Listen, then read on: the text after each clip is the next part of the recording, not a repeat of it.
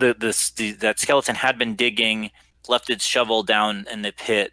It's possible to kind of go down level by level to get the farthest down where he was digging, and kind of can uh, um,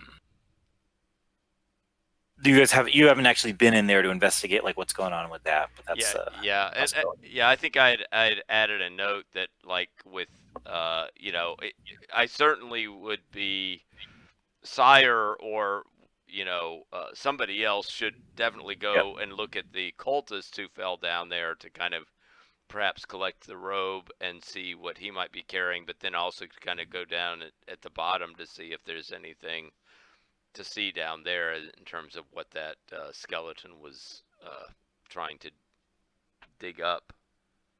Yeah. Wrosk will go down. Um, Mm. he's Oh, cool. It's going down is fine. It's the coming back up that might make him a little queasy. But yeah, he can go down. I could tie some rope to me and have you guys hold it on this end. So Roska could definitely. So if we think about, there's sort of the four squares. The top right corner of the pit is now about like 5 feet down, and then the top left corner is like 10 feet down total, and 15 feet down, and then in that bottom right corner hasn't quite gotten to the full kind of next another 5 foot. Like that's where the skeleton was kind of working to clear there. So Rosk could certainly kind of scramble down or scramble up, but having a rope would maybe help kind of get him back up or get him out of there in a hurry. Would be so that'd be reasonable. I'll hand the other end of the rope to maybe to Avi. Okay. Have him hold it. Yeah, Avi will hold that. That's reasonable. So, I think the probably the most interesting piece is just to say it's kind of where the skeleton had been digging last, and it does seem that along that right hand wall, I guess like the eastern wall of that kind of pit, he had just gotten to the point where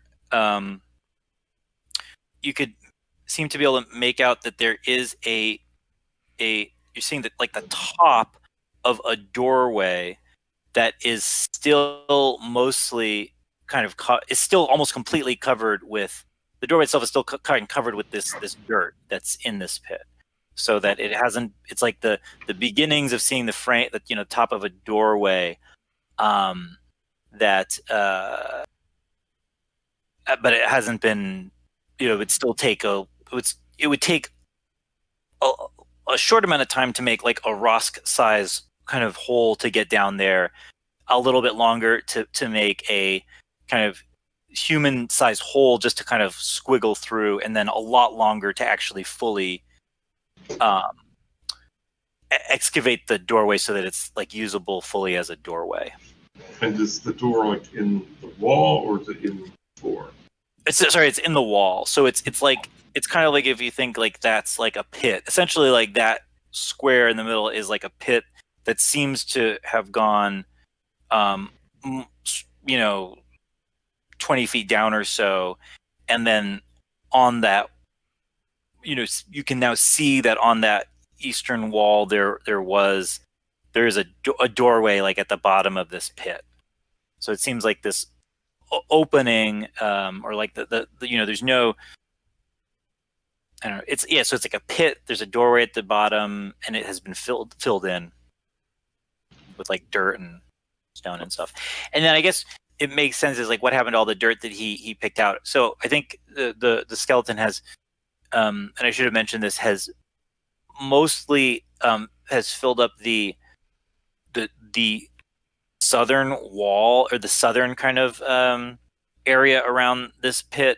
In the room is where like all the dirt has been kind of piled up. So I think that might be meaningful for maneuvering in the future. You kind of can get up on it and like walk on it, but that the kind of the southernmost tier of squares is in this room number 7 is where all the kind of dirt and rock and stuff has been mostly piled up or moved to. Is there of the bit of the door that is visible? Is there anything on it? Any writing? Is it stone? Is it wood? It's made out of it's sort of like a you're seeing you're seeing the top of the doorway.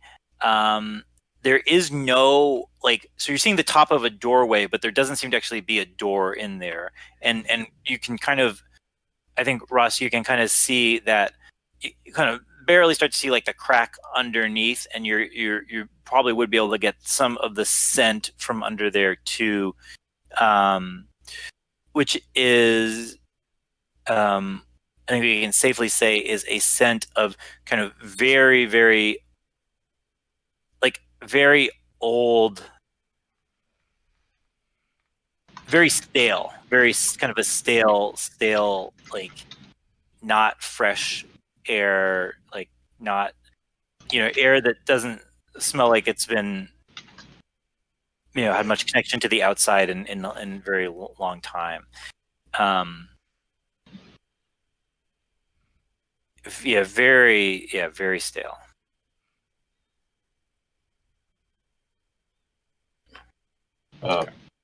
Wrosk will take a little bit,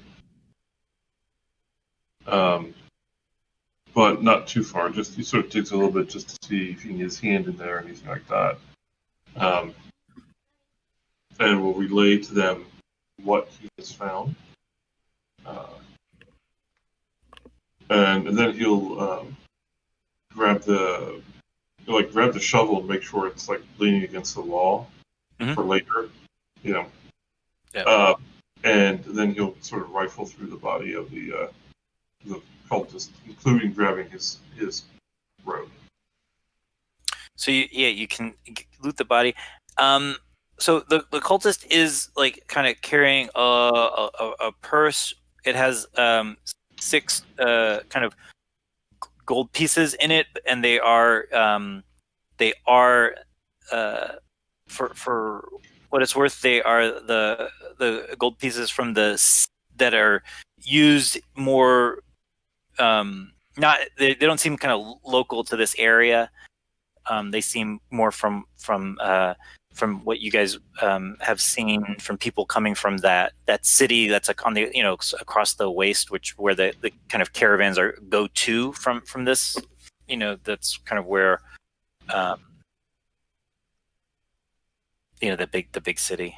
I have it written down somewhere, but I have the name written down somewhere. But so this guy's definitely not a local, right? Yeah, this guy's not a local. And I think that's a good point.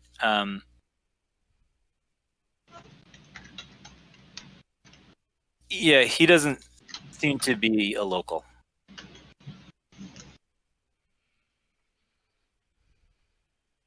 Anyway, so you've got this. Someone can take the 6 gold pieces if you so wish. But he doesn't have, and then he has his little like gag, like a little. I gave him a short sword, so he also had a little short sword, but he didn't get a chance to use it.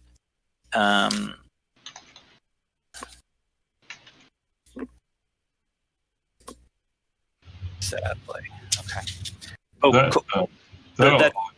that city is called Kosura City. So that is so that's that. So you can take his robes off, and he's kind of as like a little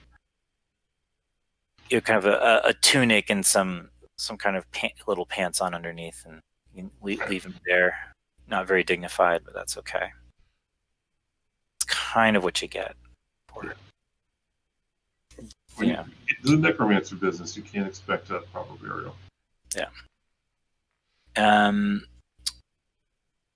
Okay, so there's that. Yeah. So what do you guys want to do next? I mean, I think Cyir would be interested in I don't want to spend a lot of time here, but if it seems like with some quick digging, and Wrosk being smaller, whether he would be able to get a little better view, or perhaps even go into where that skeleton was digging. I mean, you said a little bit of it was exposed. Yeah. Yeah, a little bit is exposed. There's like a crack exposed right now. It wouldn't take very long to get a, like I say, it wouldn't take very long to get a Rosk size hole or a Rosk size opening for him to kind of squeeze through. Mm-hmm.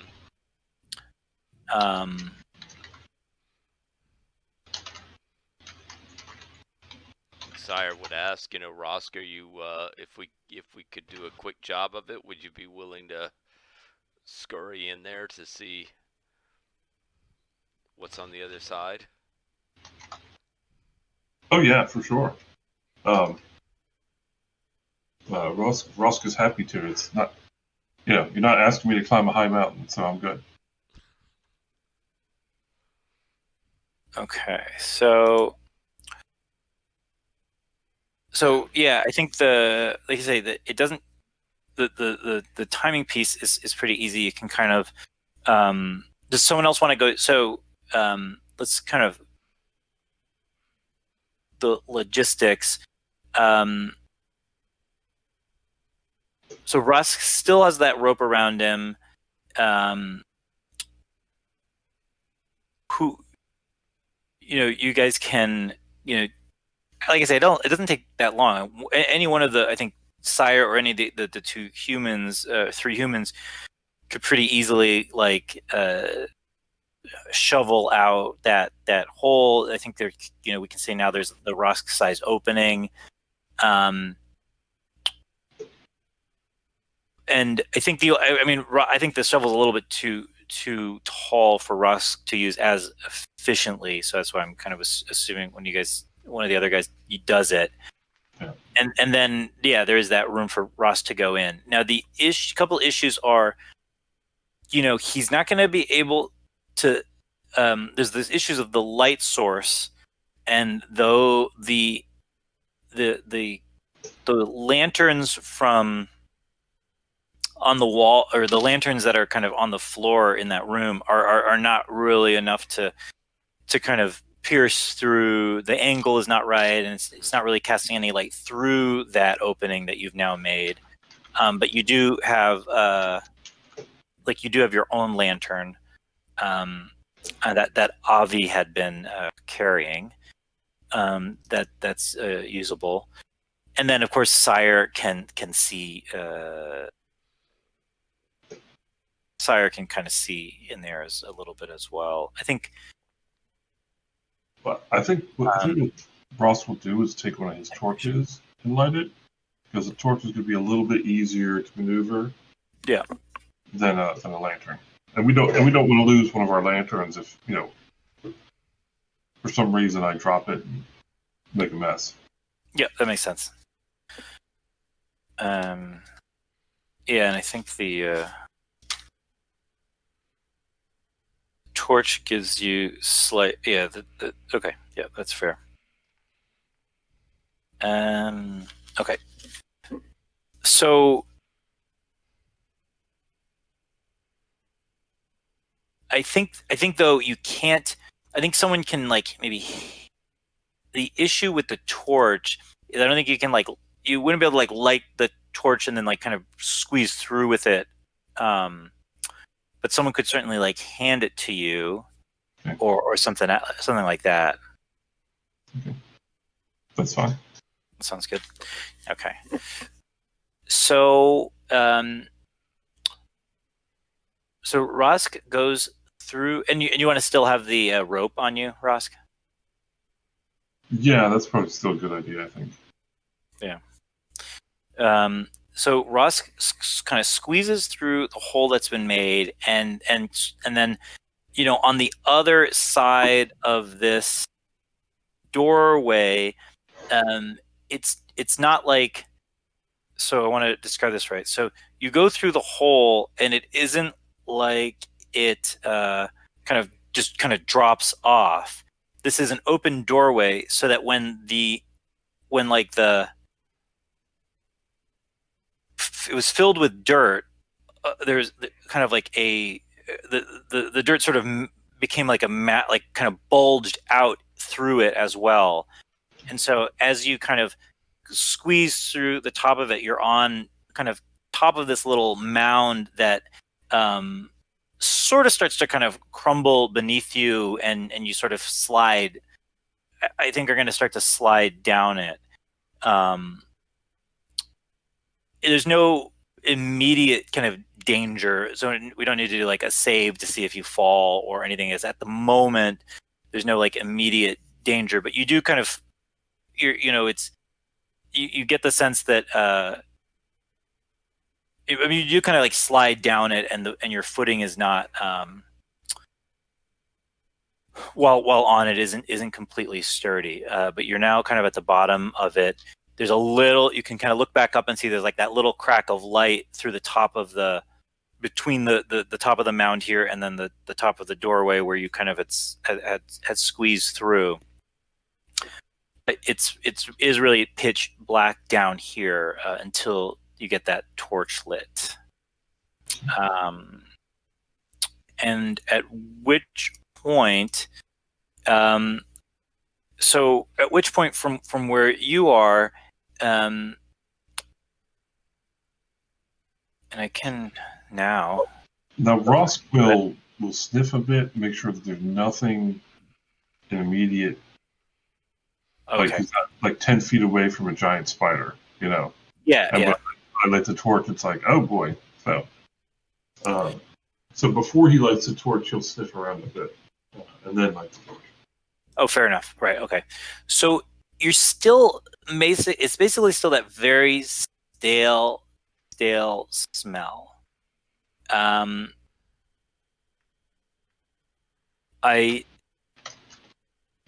don't think I don't think you'd smell anything else at the moment. And I will kind of therefore would you like to do the torch? Yes. Mm-hmm. Okay. And so like I think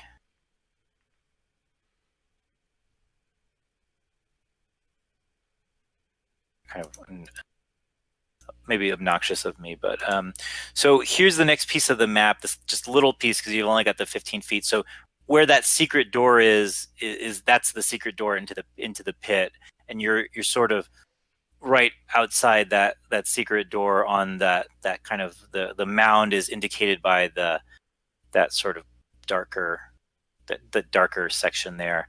And so you're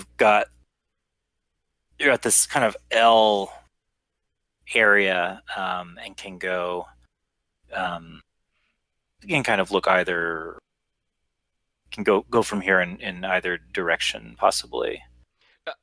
While this is going on, I think Cyir would be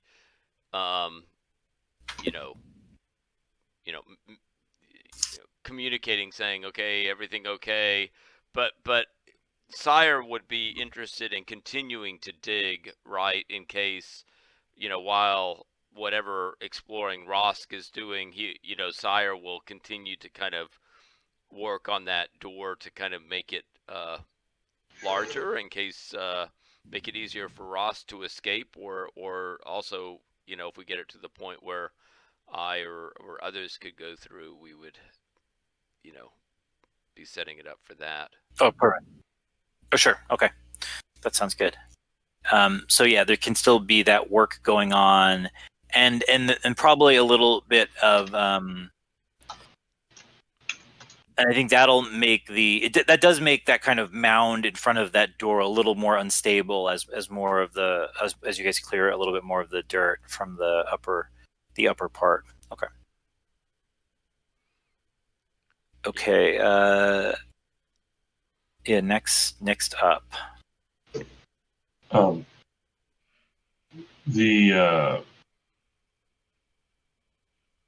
look to the north, I guess.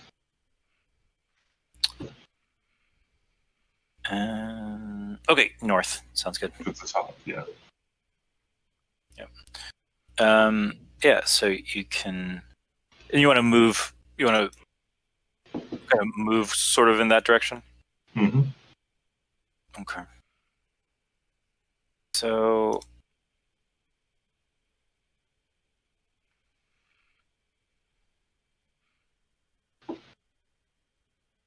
So as you go north, you pretty quickly see that it opens into a much larger space. Although is it taller space as well? It's not. No, it isn't any taller.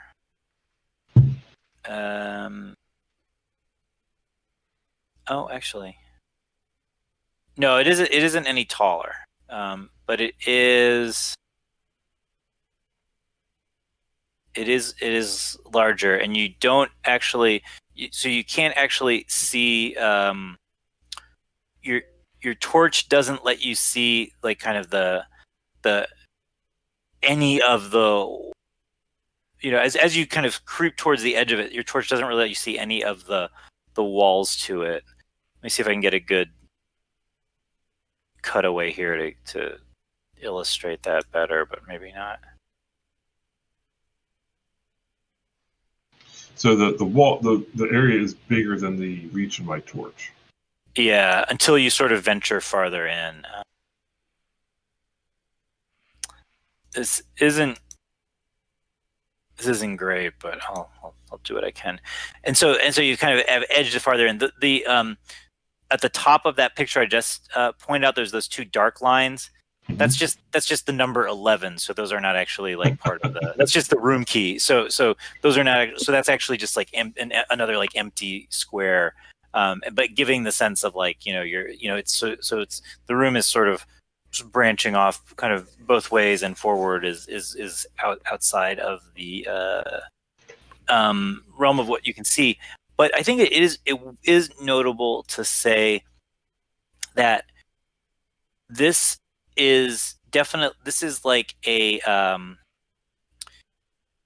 it looks like towards the right that this area was part of a natural kind of cave or cavern, but the floors here but then it's stonework towards on the ground and then off towards the left. So it's kind of stone and similarly on the kind of doorway you came through, or the wall of the doorway you came through, it's stonework. But then on the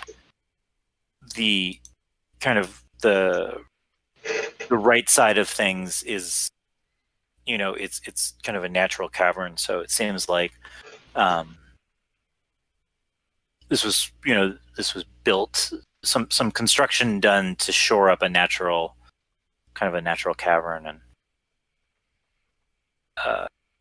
consistent with the architecture and engineering of the other part of the complex that you've seen. So this seems to have been built, by which I mean this all seems to the built part of this complex all seems to be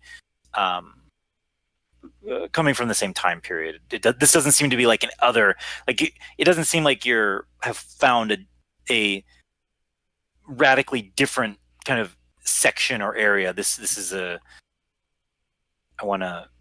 there's like, I'm sure there's like a better word for what I'm trying to describe, but it's all. So it's like it's a coherent whole, right, with the rest of what you've seen. This isn't like some type of like discontinuous. That's what it's like in archaeology. It's like this doesn't seem like a discontinuous section of this structure. It seems all part of the above structure as well. Just for whatever reason that they filled up that pit. So it wasn't that they found this pre-existing area that was covered up, and then they built a temple on top of that. When they built the temple, this is all part of that. Yeah, this seems to be all part of that. Yeah.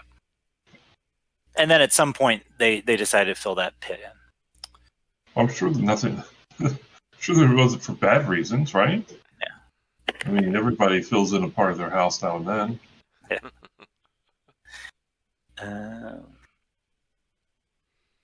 And I don't really know the habits of weasels, so I don't know how Ross might think of it, but I suspect he probably wouldn't be that. Or he's like, oh yeah, probably makes sense to him, even though he doesn't know why they buried the old portion. He will go to the warped walls and see if there's any more of that, things like that mural. He'll even peek around the corner if he has enough rope. Oh yeah, okay. So yeah, you have 100 feet of rope, so you can get pretty far in if you so choose. So there so far the walls here don't have anything like that mural. So do you want to go like along that like kind of like stick along that southern wall in the bigger room and go farther in, or if I don't hear anything, if I don't smell anything, then okay, yes, I will. Yeah, so far so good in that sense. Just kind of the no extra smells, no sounds. We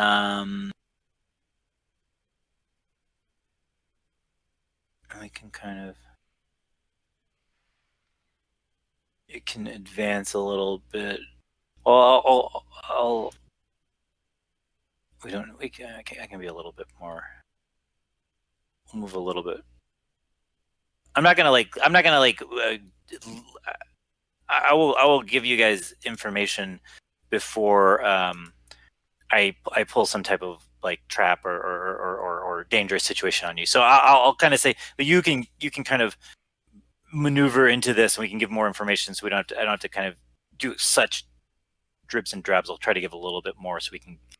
I'm trying to calibrate like what's just trying to calibrate the right flow for this, but I'll give you a little bit more here. So this is that other where that other S is here is that top S is a similar situation to the one that you came down on. That is, it's a doorway that is open, and then there's that kind of a mound of sand. So it's a similar open doorway with a kind of a mound of sand in front of it, and then there is nothing kind of adorning the walls, no mural or anything like that. But you can kind of see that's sort of that southern contour of that bigger space as you creep along. And I think this is like so yeah, you're still getting this very stale smell, but I think at this point, maybe now that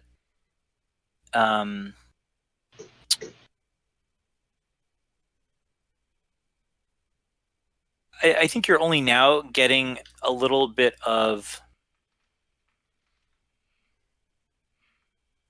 a draft, or kind of like kind of the air is moving a little bit now that the opening is there, and probably opening's getting a little bigger as Cyir and the guys keep working on it.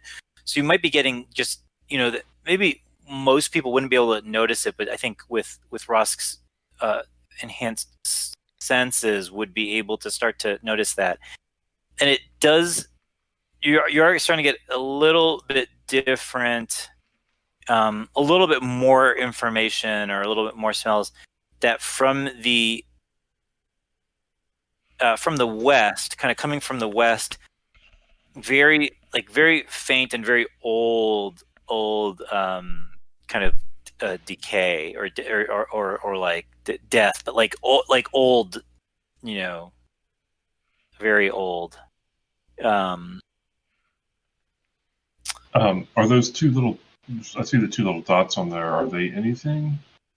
I think those would have been places where I think those are not. No, those are not anything. I was thinking they might have been.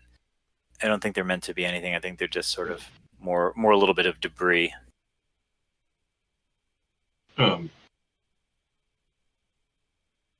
Then Rosk will edge up to where the wall sort of shuts out and goes up, and then he'll peek around there as well.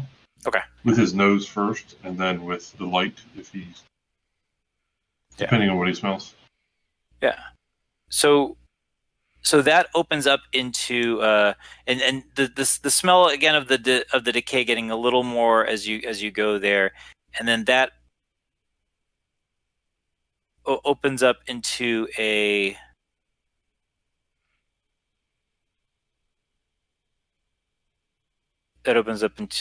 hallway, and you can only see down.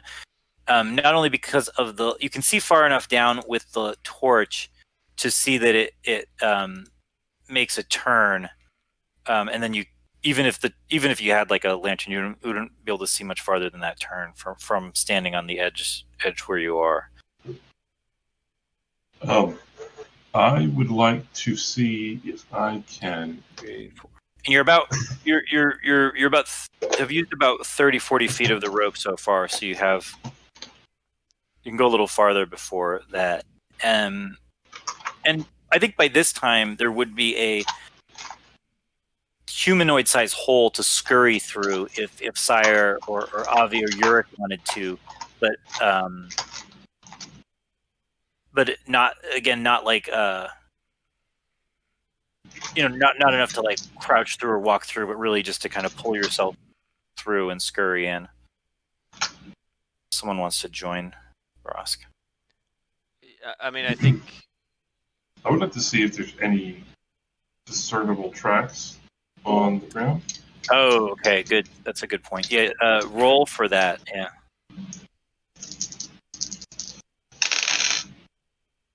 40 out of 44. So. Oh, perfect. Okay, cool. So, yes.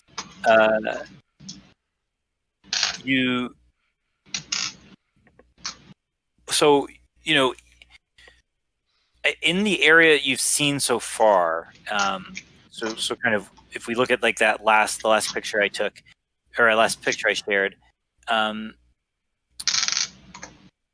there do seem to be some tracks, and there's not like, and maybe you wouldn't have like,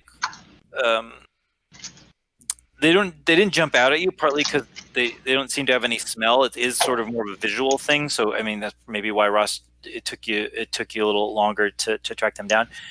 But it's very faint, but there's definitely sort of these humanoid tracks towards more the middle of that room 11, and not really kind of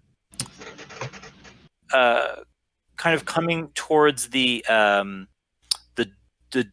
that kind of moving between that or from the that other secret door, not the one you went through, but that other doorway, and then back kind of north towards the other side of the room. And they don't seem to be again seem to be pretty faint and pretty hard to make out, but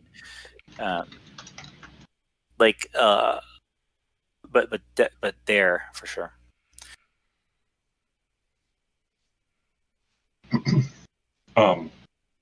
If I have enough, I will just go far enough to peek down the diagonal before turning back. Okay, sure.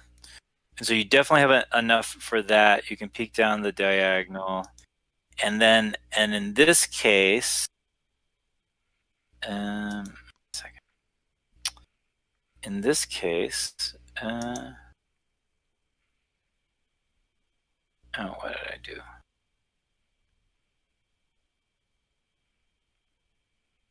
Logo shift.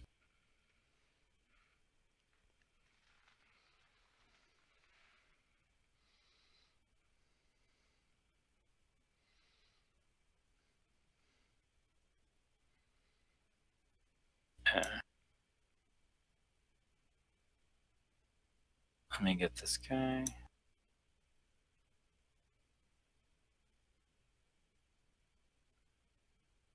Okay, trying this. See if this works here. Okay, so in this case, you can look down at it. It goes down. I gave you a little bit more probably than 15, but these squiggly lines are two other murals, and they are in the same style as the mural you saw before, and they are essentially kind of mirror images of each other. So it's kind of the same mural on each side, and it is. It seems to be a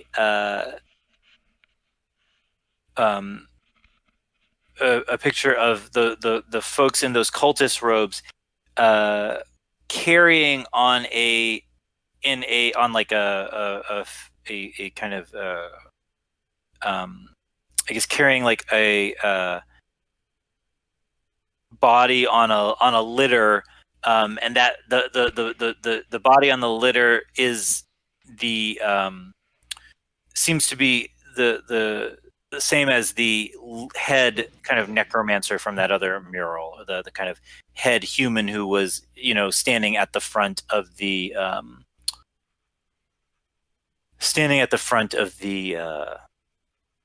other kind of cultists in that mural.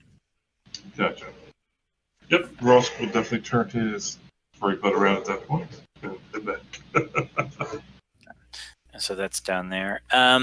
Okay, and then Cyir, did you want to come down through? Wrosk is coming back.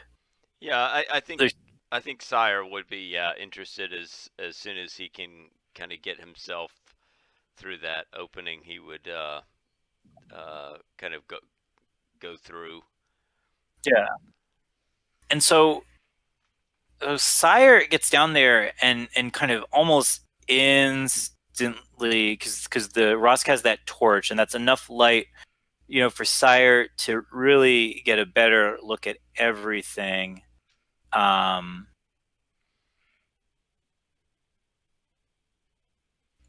Pretty quickly, because you got 1, 2, 3, 6. So Cyir gets the. Oh yeah, Cyir gets a better look at like everything. So. And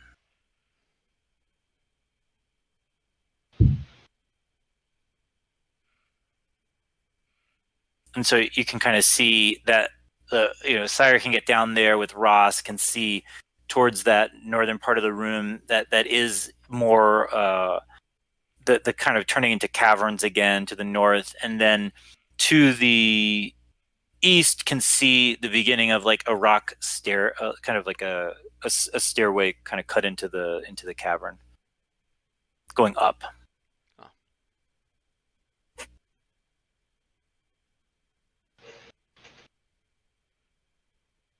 Yeah, so I mean, Cyir would report what he sees. I think Cyir is somewhat intrigued by the stair. So the stairway going up, that looks like it's been forged by human hands, at least to some extent. Or... Yes. Yeah, it looks like it's been, but it isn't like it isn't kind of. It's definitely been forged by human hands. It is not kind of like kind of engineered stonework. It's more kind of carved out of the carved out of the cavern, and it is similar to the stairs that led up from the mural room. Like it's similarly in the same way that the stairs that led up from the mural room to the treasure room. So it's kind of similar to that situation.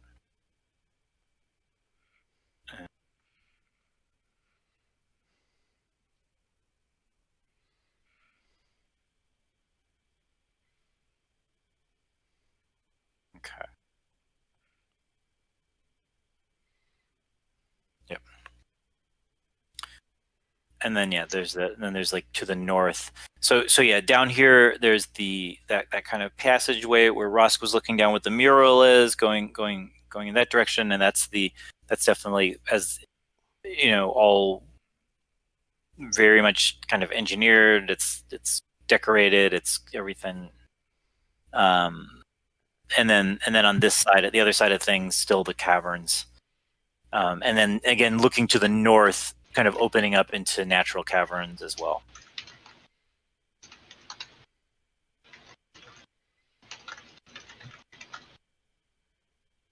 Yeah.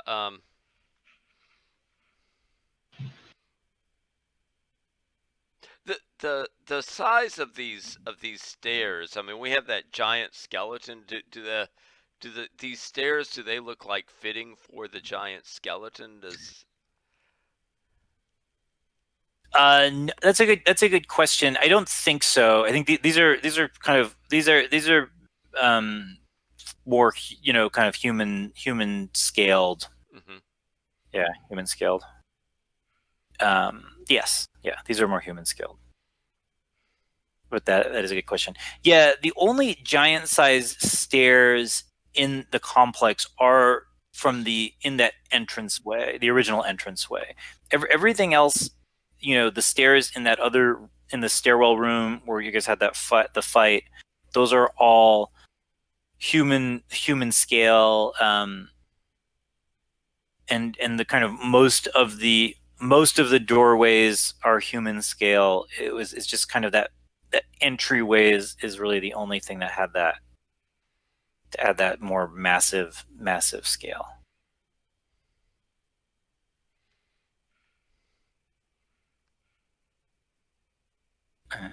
Well, I think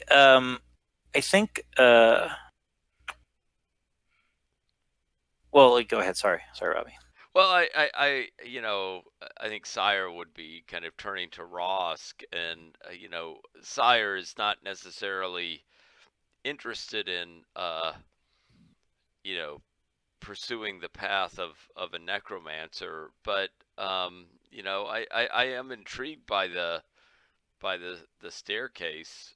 I mean, it's not really a staircase, but like the Yeah. stairs heading upward.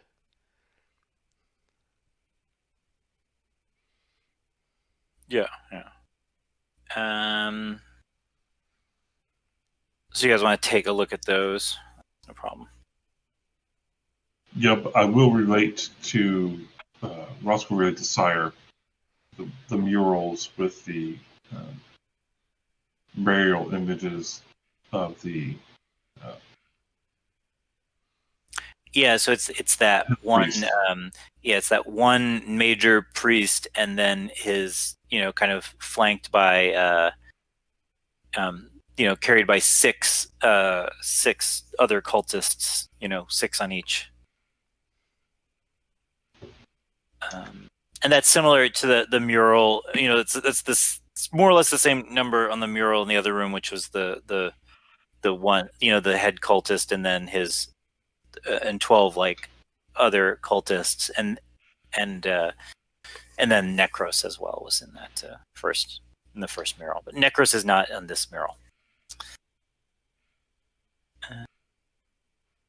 Okay, so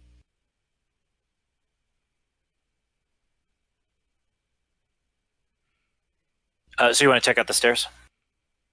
Yeah, I think I'd like to, kind of look at that and kind of use my my vision, which is a little bit better than most, to kind of see what I can see up Yes, yeah. there. So you head into there, and you see that they, you can kind of go into you can kind of go around that bend and like look up, and it seems to lead to it seems to end in a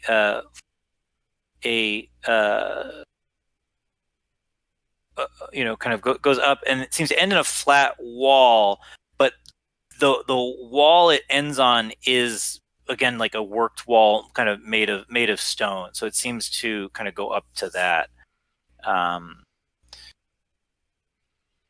And do you want to go up, take a look? Yeah, I mean it's I mean, it seems curious that it would end at a wall. Yeah, I mean, I think like so. Again, I'm not trying to. I want to kind of give you guys information without kind of making you. I want to. Mhm. I'm sort of titrating this the right way. So if if you creep up, so there's no again. I don't want to kind of. It's not a spoiler alert, or I don't know, but you can kind of get up there and see that. Right. You might not have noticed. It's like this isn't something you might have just kind of noticed outright, but knowing that like, oh, it's curious that there's these stairs up to this wall, you can see that it does seem to be a some type of doorway. You can see the seams in it, that the that it's a looks like it's able to be kind of pushed for kind of um, moved forward, or kind of pushed out um, in some way. And now that I think of it, I'm like, it seems to be like a trope in kind of Dungeons and Dragons stuff, of like stone doorways that are like stone secret doorways.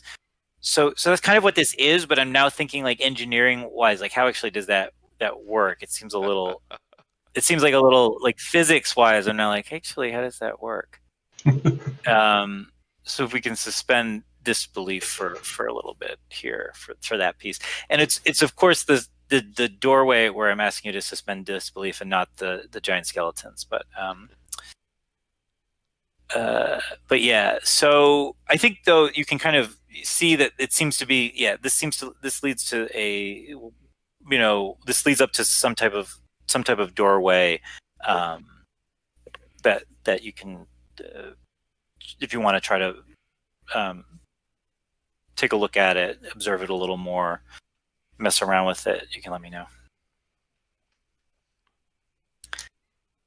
How big is the stone wall, or how big is the wall? It's like a huge kind of like the wall itself. Oh, that's a good point. So the wall itself seems to be about the same height as most of the walls in the rooms of the complex, except for the except for the big tall stairwell room. It seems to be the same height as the other rooms and hallways you've been in. So and the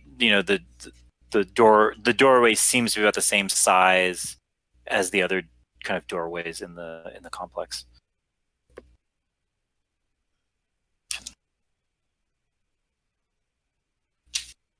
All right. Well, what one thing that Cyir will mention to Wrosk, that obviously the Necromancer, I mean, was interested in getting down here, right? That she was clearly kind of putting the skeleton on the work detail to kind of uncover this. Yeah.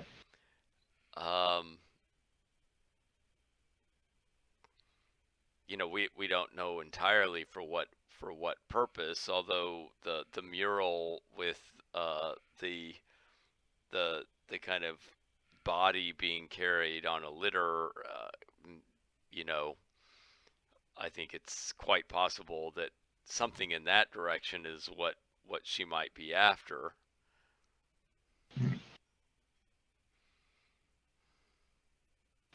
Yeah, I think so too. I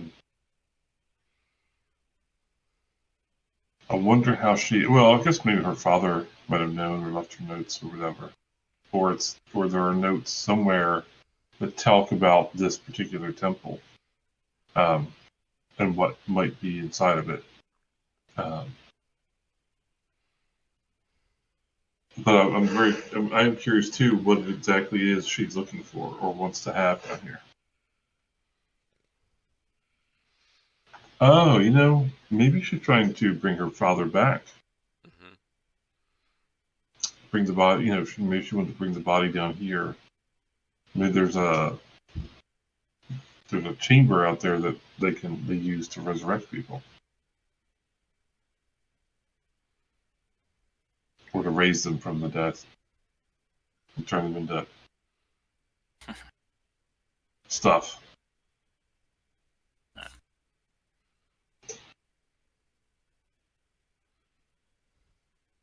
Well, I mean, should we? Do you think we should see what is at the top of the stairs and see if we? I mean, does your nose tell you anything? If you Oh, good point. sniff the way up the stairs, is there anything different that you sense up there? I think that the door has been closed long enough and is in such a state that I don't think much would be getting through. Like I think, well, I mean, if you got up there, hard to say. I think it'd be pretty tough to smell through. Mm-hmm. It doesn't smell like anything has been up these stairs in a long time, though. That's for sure. Like so. These are not kind of like there's nothing different about. I guess like that's reasonable to say. There's nothing different about the stairs or the stairwell in terms of smell. Like it's not like this has been used any more recently than the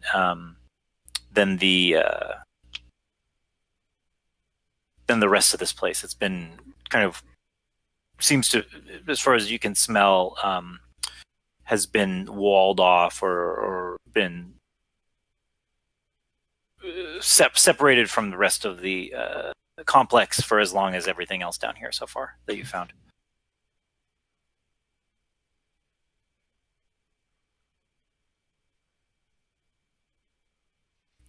So you want to do, so you can kind of work at trying to move that doorway.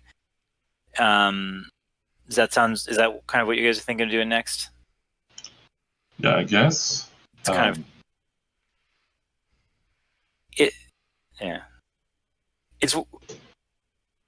That sounds reasonable. You guys want to try that? Mm-hmm. Okay.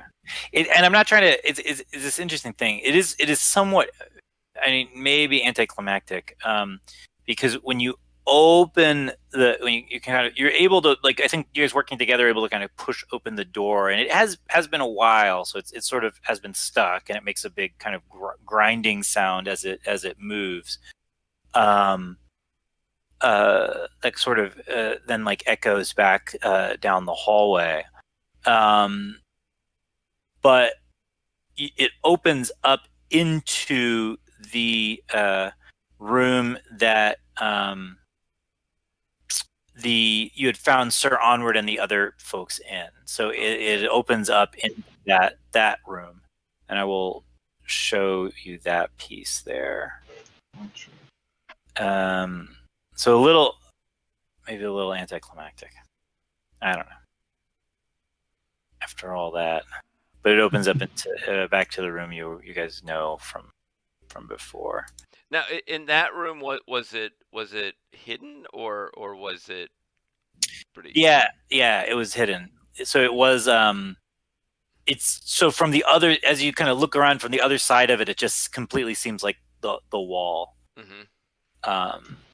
And you wouldn't necessarily have seen it unless you had kind of specifically like searched for hidden doors. which I don't think you did. Which, had you done, I would have definitely let you roll for it. But, or maybe I should have just had you find it. I don't know. But I don't think you guys searched for hidden doors. Sorry, I don't recall. No, I don't think we did that. Yeah. But anyways, so that goes to there. So you have now. So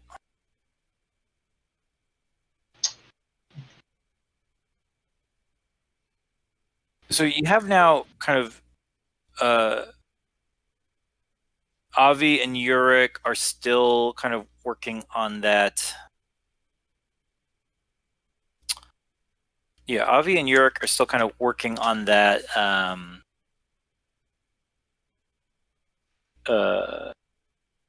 Kind of digging out the hole a little bit more, digging out that mound a little bit more. You guys are back up in this room for now.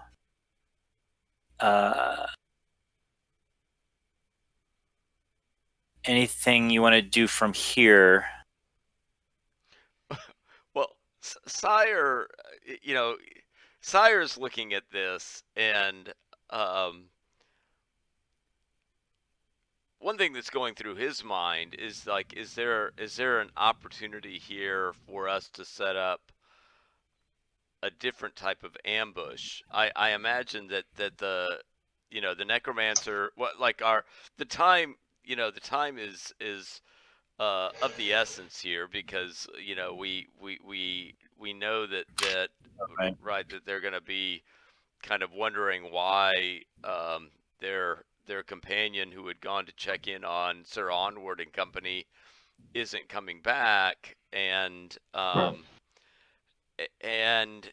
some point they would probably be looking for us. They might be wondering what's going on with the digging project.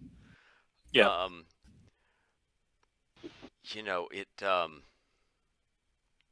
I'm not really interested in tangling with the giant skeleton, but if we could get the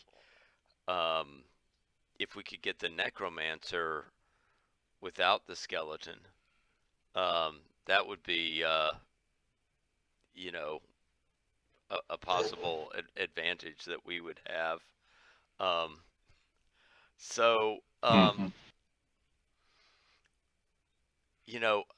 We what would happen if we did this? What if we took the skeleton and the cultist and I don't know, positioned them as though they were battling each other? That would raise questions in her mind. Is like, if we had them, we have that. The other thing that we have, that I had written down, we have the finger of the Necromancer's father that we're carrying around with us. I think laying that somewhere would certainly, if the Necromancer saw it and was able to identify it, that would certainly pique her interest.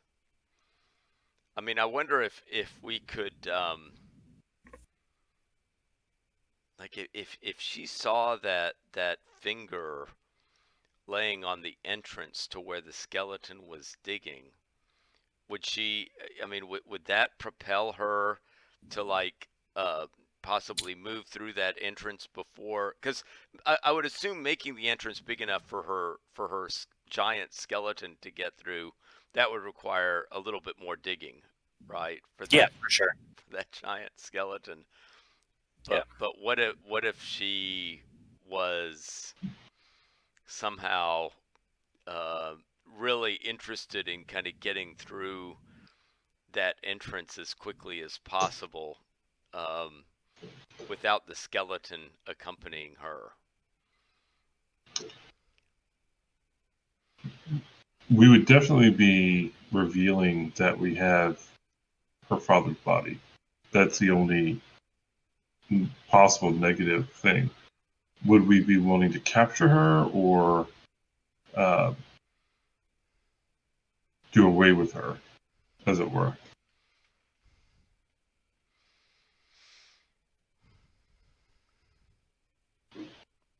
Yeah. No, I like that. I like that. I like that plan. I think that's really cool. I do too. Yeah, I really do. The question is she going to come look herself, or is she going to send Guilus with some of the undead? Mm-hmm. Or Guilus by himself? Or would she just simply dig that opening big enough for her giant skeleton to get through? I don't know. If she sent Guilus through, that would also be like if we were able to then capture him. That would be a bonus. I don't know that it would. Yeah, if he comes to either this room that we're in, looking for seeing what's up, or goes to the area that you're talking about, it might give him the opportunity to switch sides. Especially if he sees that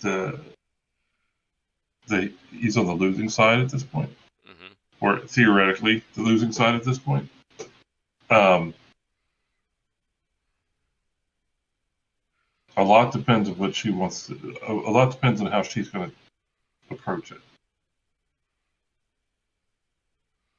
Yeah, but the fact that we have a small opening where it would take, it seems like there's an opportunity for somebody to come through there without it being the giant skeleton, right? Right. The giant skeleton is the one least capable right now of getting through that opening.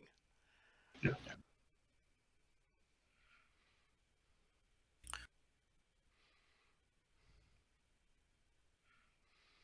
No, so yeah. Oh, sorry. Go ahead. No, I was just going to say. I think that's a good idea.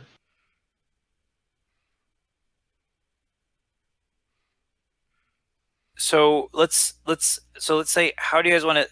So you want to kind of set it up. So as Ravi says, time is of the essence, because at some point she is going to come. They're going to start looking. So you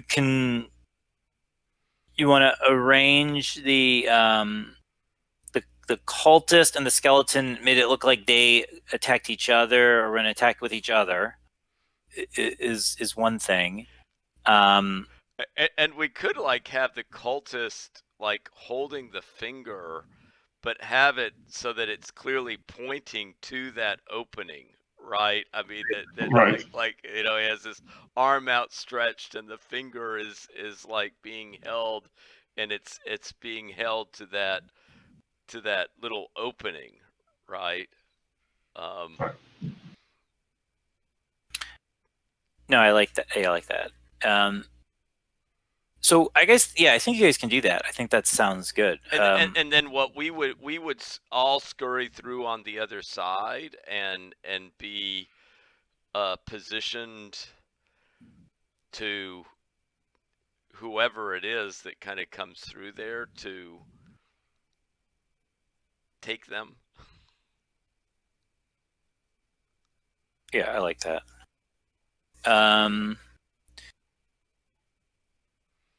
So I think that's a cool plan. I like that a lot. I want to. So let's see how it let's see how it plays out. So who when we think of the kind of logistics of that ambush piece, there's the hole is now kind of staying kind of humanoid size. Yurik and Avi are kind of happy to kind of scurry through.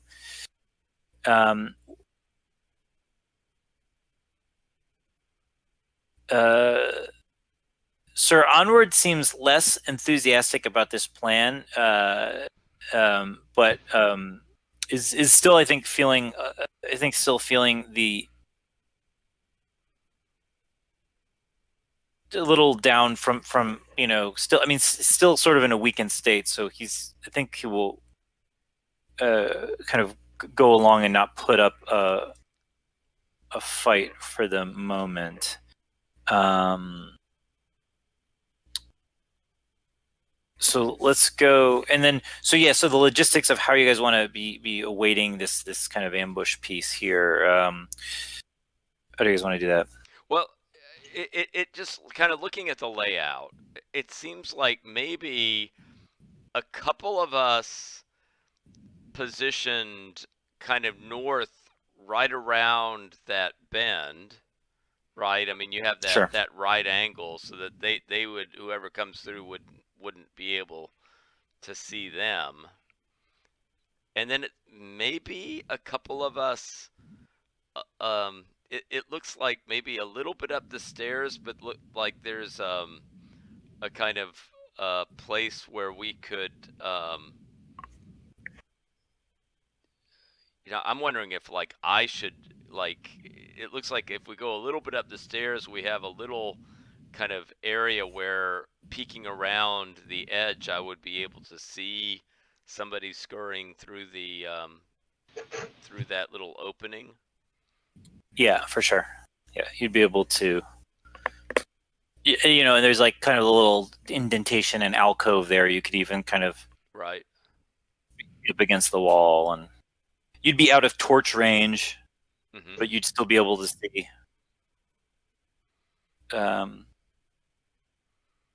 So yeah. And since I have the best sight, maybe me there with I don't know, Urich, and then maybe Wrosk.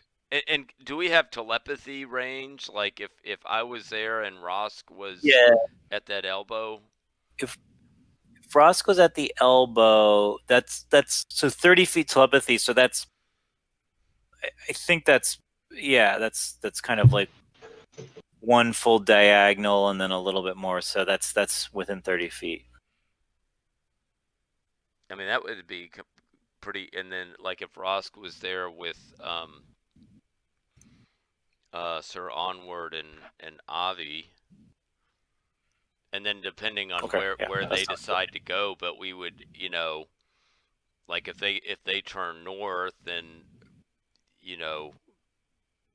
they could encounter the person, but we could come up from behind. I mean, either way, we would have them kind of surrounded front and back. Okay.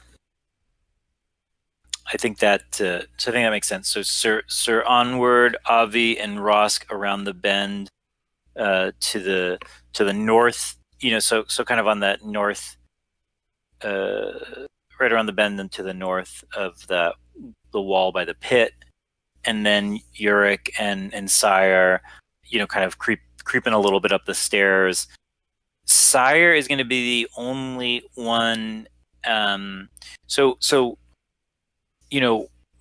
Rosk and Avi and Sir Onward can keep a kind of torch, and as long as they keep it to the side of, kind of keep it north of the wall, north of the bend, it's not gonna you're not gonna be able to see it even through that little opening. So that's reasonable. I think your Urich will be. I mean, theoretically, Urich could have the lantern and have it closed, and then ready to open it on signal. And Cyir would be able to see with the low light, just the low light kind of coming through from the opening. Right.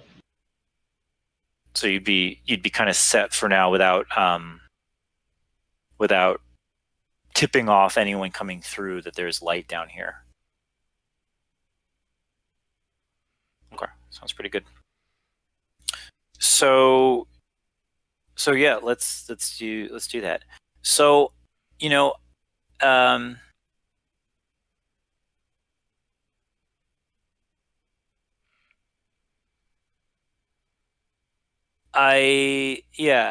so I think what is so there is a little bit of a wait once you get down here, but this is what I think happens, and this is kind of and I'm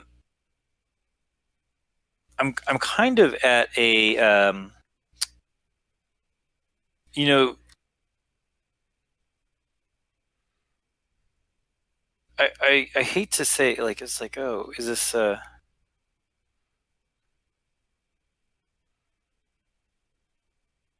I kind of like I like, so here's what would happen is yeah, so Sadia the Necromancer at some point is going to say, like, what happened to the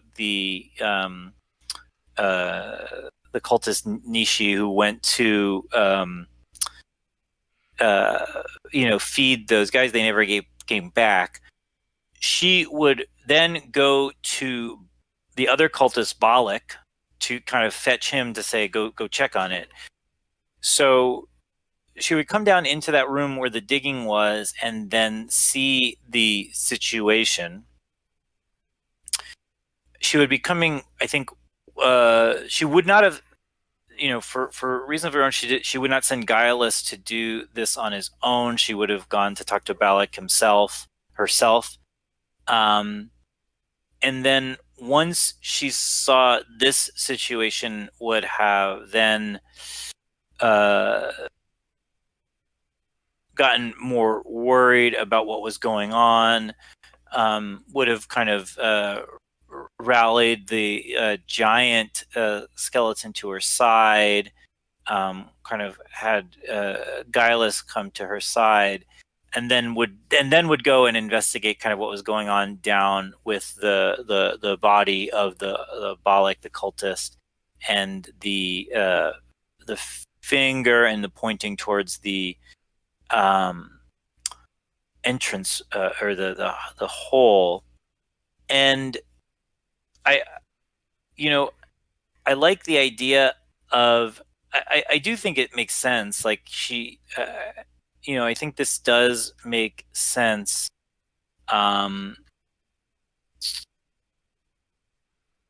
That I don't have a good, so I don't have a good way here to be like, oh, is this going to work from this point?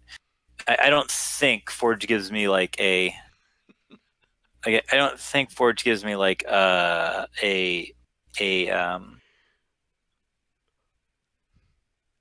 kind of role here, and the fact that I kind of want it to work doesn't necessarily, it doesn't, it's kind of not. I feel, I guess I'm saying is I feel a little more comfortable if we had something else to direct me here. Well, and part of it is like I have no idea how she would, like, she has I mean, this is a bizarre, right, scene that she would be kind of witnessing, and it's like, exactly how she would, piece it together. Who knows, right? Yeah. I mean, she's not expecting to see that finger pointing at the right at the entrance, and what exactly that might mean, right? But I think so I'm gonna. Oh, okay. There we go. I think maybe. Okay. I think that's fair. Let me see here. I think I have a way to kind of reasonably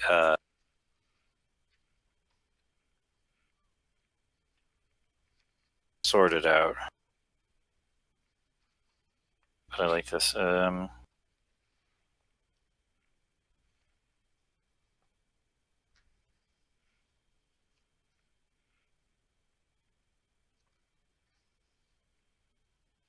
Okay, we'll do that.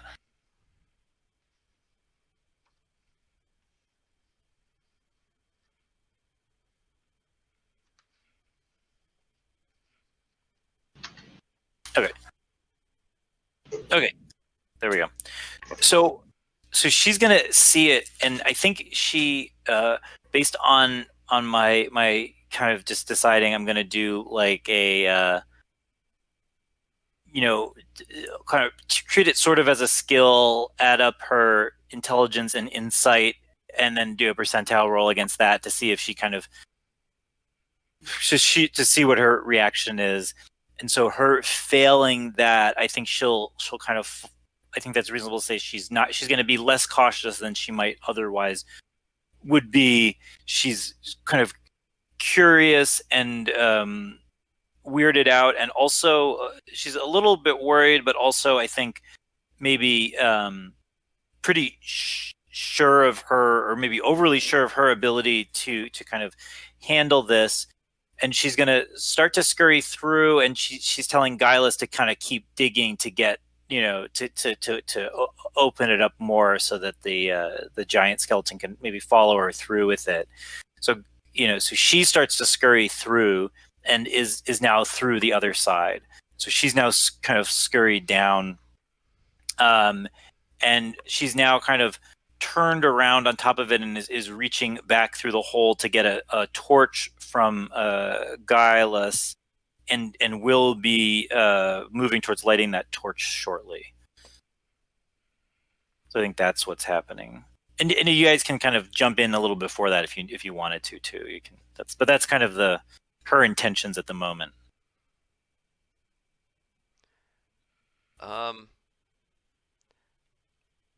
I think seeing her on the other side without a torch, at least temporarily, I think gives Cyir an advantage. I think Sure. Cyir is likely just to say he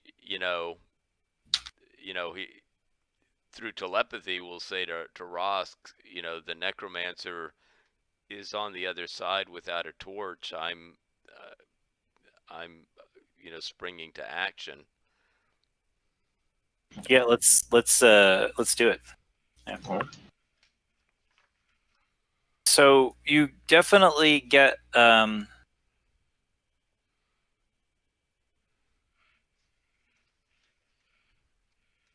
me get the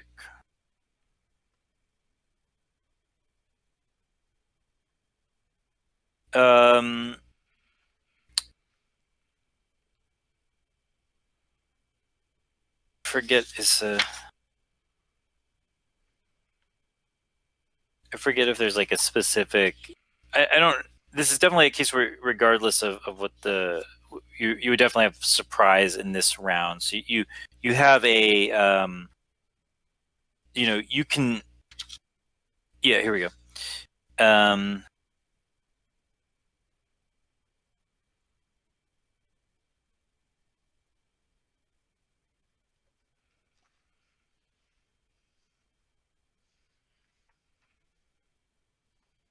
So I think I think based just on the kind of the stratagem here that you guys have employed, you get surprise, so you can kind of have a free action against her. Okay.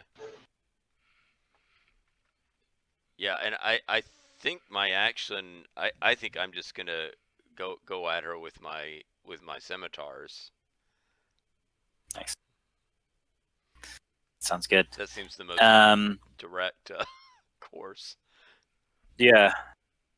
And so yeah, surprise means you get a plus. So you don't actually get a bonus to hit. You go against DV2, which is I think all she has anyways. But you do get a +1 modifier to your initiative roll for the next round as well. So Okay. that's what surprise gives you. Okay. So and where? Yeah, and my attack value with the scimitars is +4. Okay. And so yeah.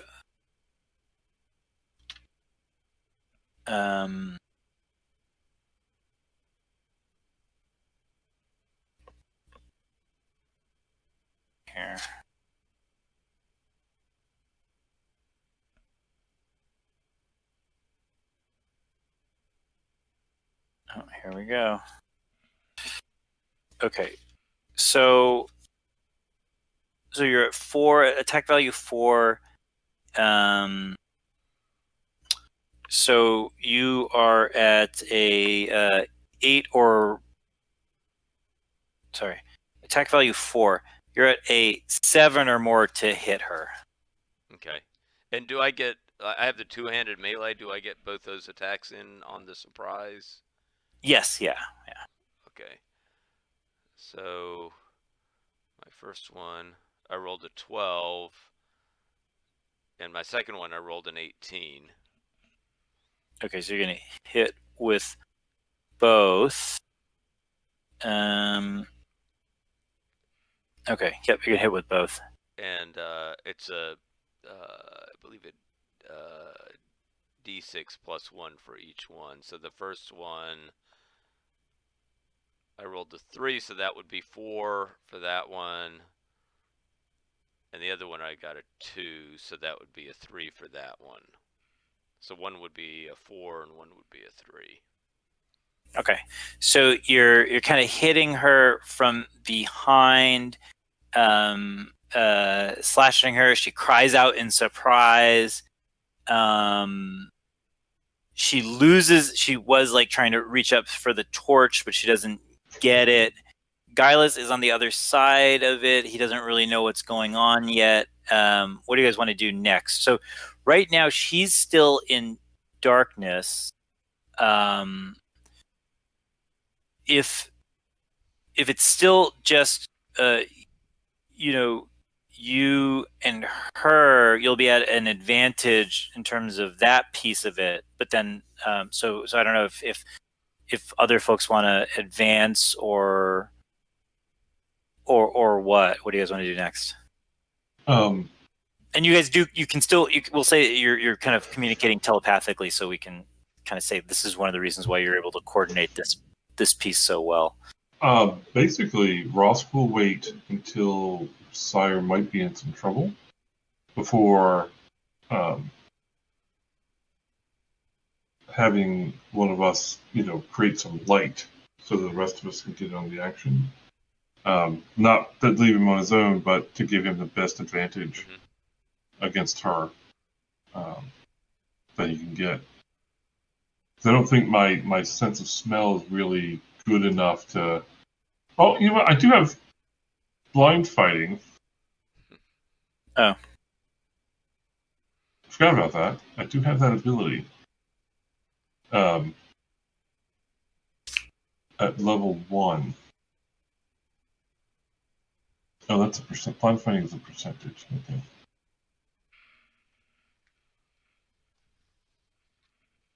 Okay.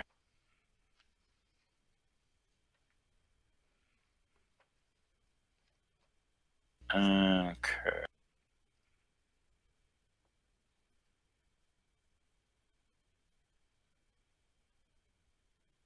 So, sorry, I was I somewhat distracted myself while thinking about her next move here.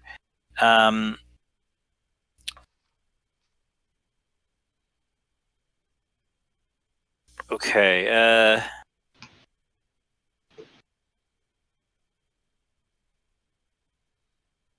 So yeah, what do you guys? I guess we should do. So actually, let me stick to the rules here. So let's do this. So first, we've determined where all the combatants are. So Cyir is kind of behind. Like I said, she's kind of scrambling on this mound. Cyir has slashed her in the back. She's still facing away from Cyir. You guys are around the corner, and I think now we need to. And she is blind fighting, so she is at a -10 attack value penalty. What's your blind fighting skill, Wrosk?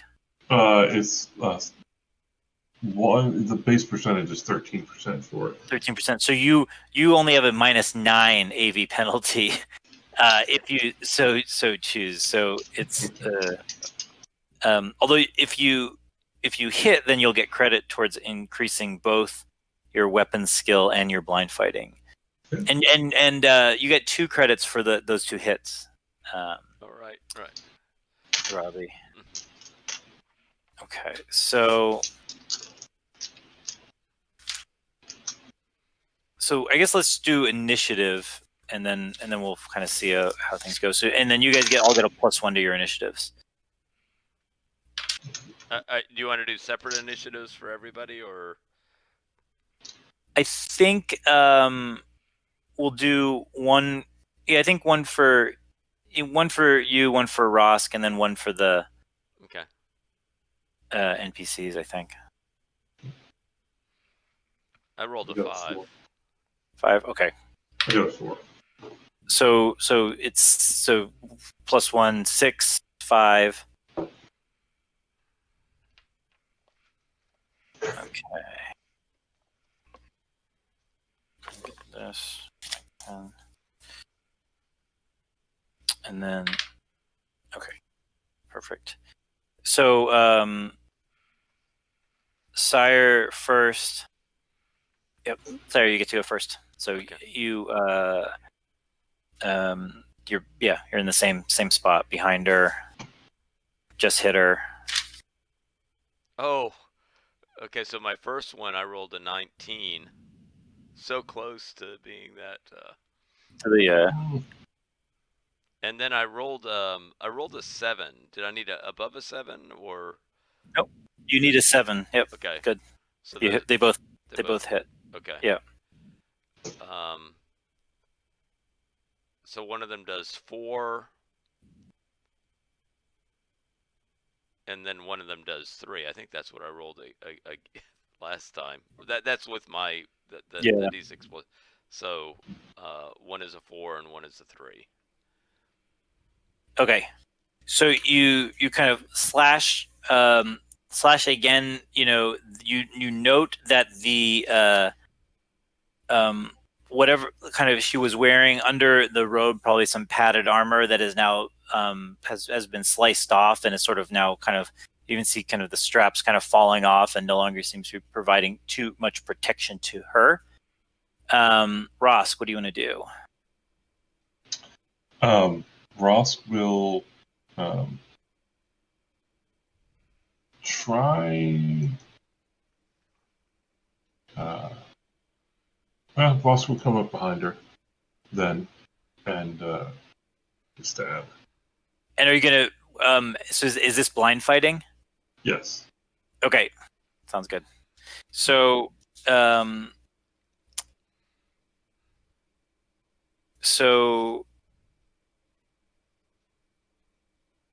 what's your normal attack value with your sword? 0. Okay, 0. Okay. Let's see. Okay, so blind fighting, you're gonna have not much of a chance to hit, but you might as well try.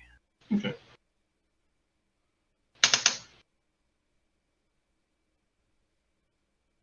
Hold on.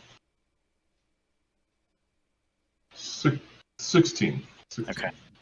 No, unfortunately, you miss even with the 16 blind fighting. That's you can also say that Rusk has bad sight to begin with. Yeah. And I think it's more that like it's like you kind of have a sense of where she is, but there's like she's scrambling. There's more movement here, so she's now gonna kind of spin around and try to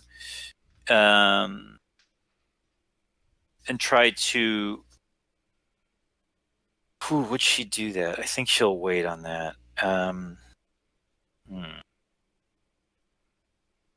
Because in her mind, yeah, she's still blind fighting here.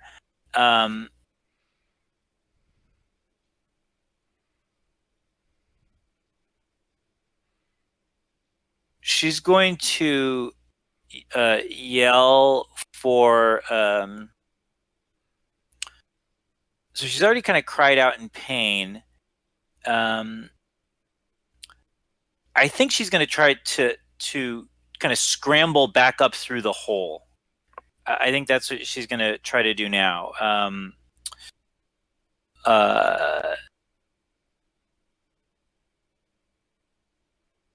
Because I think that's what she's going to try to do now. So it will try to scramble back up through the hole, and as I said, I think, as I mentioned kind of before, it's like the mound. Remember, I mentioned kind of when Wrosk first got onto that mound, I was like, well, there's no danger right now, so we don't have to do any roll.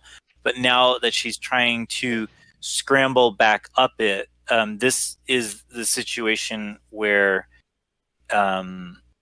it is dangerous, or there is kind of an issue with wanting to kind of get up there quickly, and I think it would normally be a climbing roll, but which is a skill she doesn't have. So let me see what it says if you don't have climbing. Let's see. Oh, maybe not climbing is right. It's more vertical surfaces. This is more of like an athletics thing, but there's no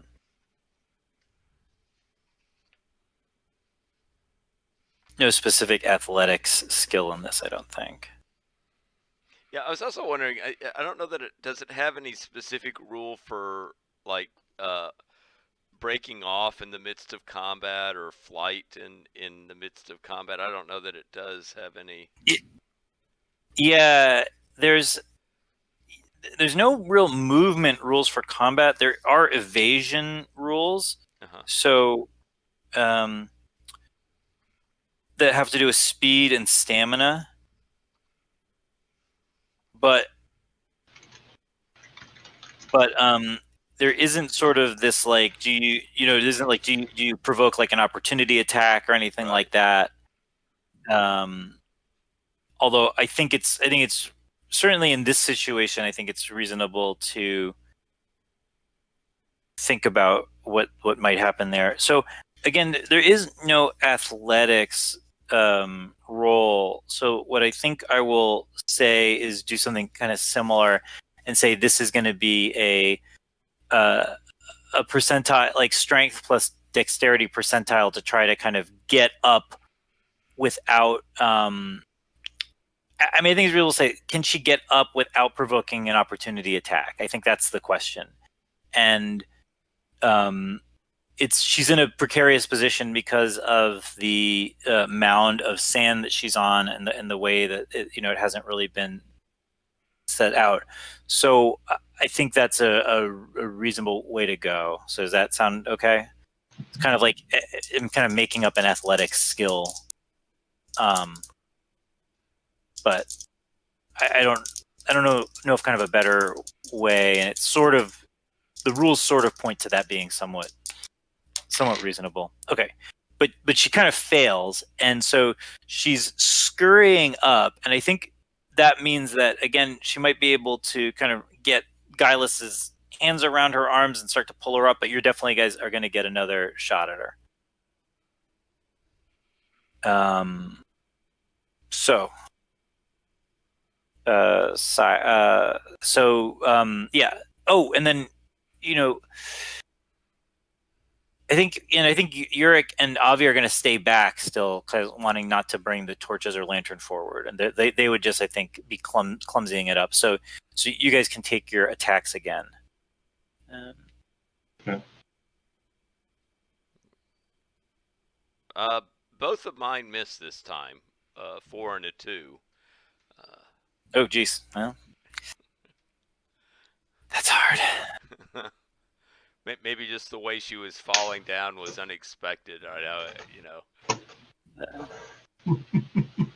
Yeah, I rolled a 4. So Ross was like, "What?" So again, the best laid plans. So Guilus is now like is going to pull her out,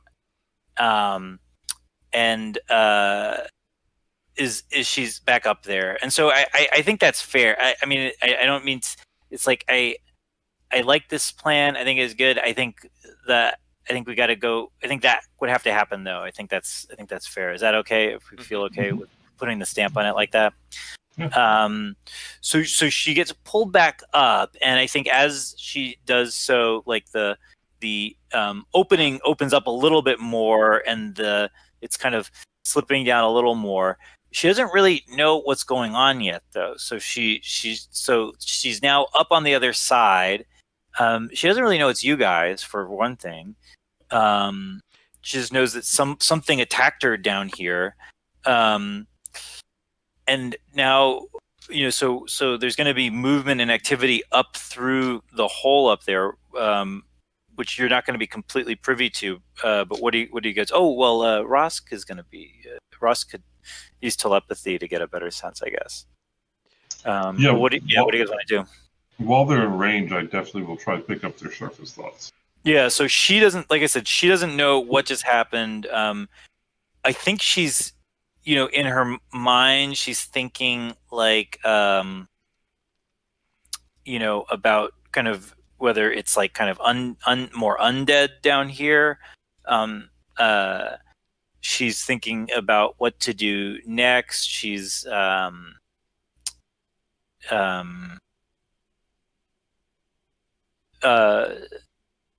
you can hear her voice. She's telling Gaius to get the other to kind of to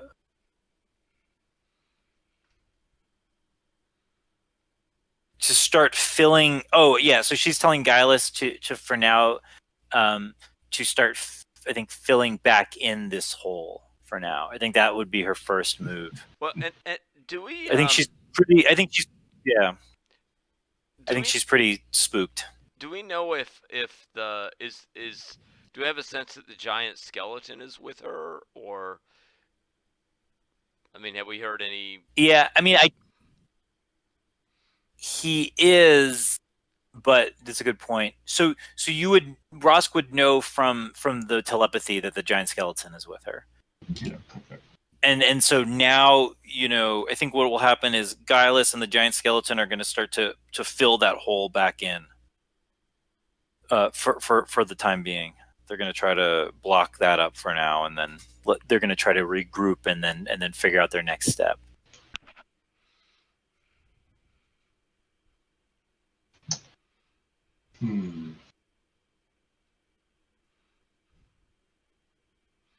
One thing that crossed my mind is like we could run up the stairs and run out, and if we wanted to attack them, we could move around and attack them from the back. Yes, like while they're trying to fill up the hole, we could come around the other side. Yeah, because we could trap that giant skeleton in the hole. That would probably give us a bit of an advantage. Except, well, you said in the hole. In what way? I mean, in terms of, I mean, they're trying to fill it up, right? Right. For the moment, it's in the. Is it in the hole? Yeah, I think it's kind of down in that lower area, kind of pulling some of the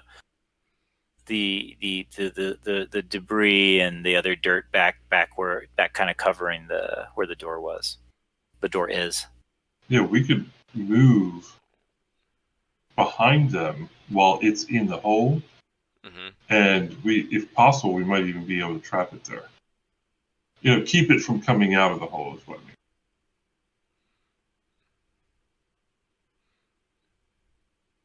It's definitely possible. Certainly, she's going to be alone again, unless she's running to get the other undead. Oh no! You know that right now, Rosk would know that she's there with the giant skeleton. The giant skeleton is filling it in, and she sent Gaius to get the other undead. Okay. So at the moment, she's there alone with the giant skeleton. Yeah, I mean, maybe this is what we should do. Just kind of immediately run up those stairs and come around the other side, and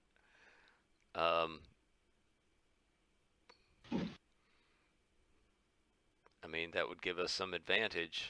And she's wounded too, so.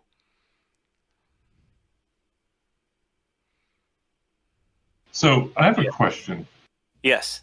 When I contact someone through telepathy, do they hear my voice, or is it just like words? Or can I, or like if I want to be super creepy voice, I could do that in somebody's head?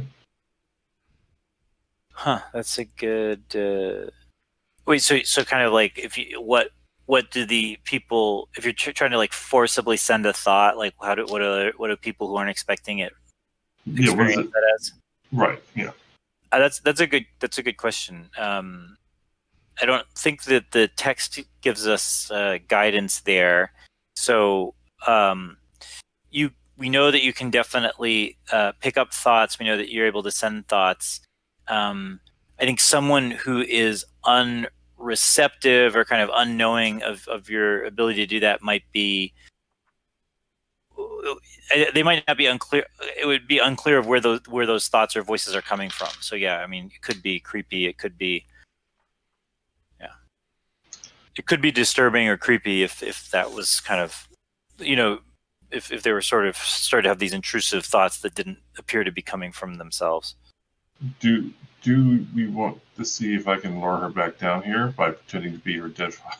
Well, that's what I was wondering is if you can impersonate, right? Kind of speak to her Well, with the. basically just keep it simple, like, um, don't leave me down here, daughter. Okay, yeah, Yeah, I like so just something super simple like that, right? that. Or don't, you know, So I think that's definitely a possibility. I like that a lot too. So do you so let's kind of be clear though. So you guys are all still down here. We'll not say that. We'll say that the giant skeleton right now. She's now kind of panicking after this attack. She is having the giant skeleton start to fill this in. She did send Guileless to get the other undead. You guys are Wrosk and Cyir are still kind of down right at the bottom outside of that mound and are kind of seeing the hole kind of get filled up pretty quickly. The entrance the way. Uric and Avi are kind of lurking near you guys now. So what do you want your next step to be? Well, I mean, with this idea, I wonder if Rosk, if you should just stay here to continue, you know, right, that distraction while the rest of us run around. Because I think we also mhm. need to be very fast if we're gonna, kind of run around, which is not necessarily Rosk's Right, strength in terms of yeah. running. But I could take the rest, run up the stairs, and come around the other side while you're giving brief thoughts of, to the necromancer. Yeah. Sounds good to me. That sounds. Yeah, I like that.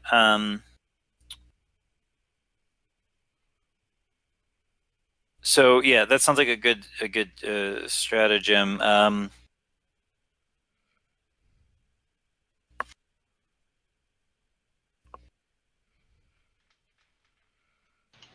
Okay, so yeah, that sounds like a good stratagem.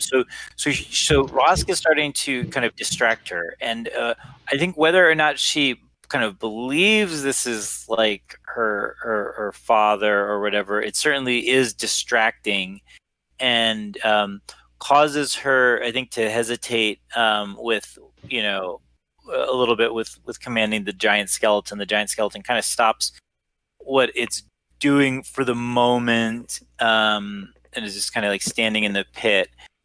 He had covered up enough so that if you guys wanted to use that entrance again, people would need to do a little bit of something to get back up.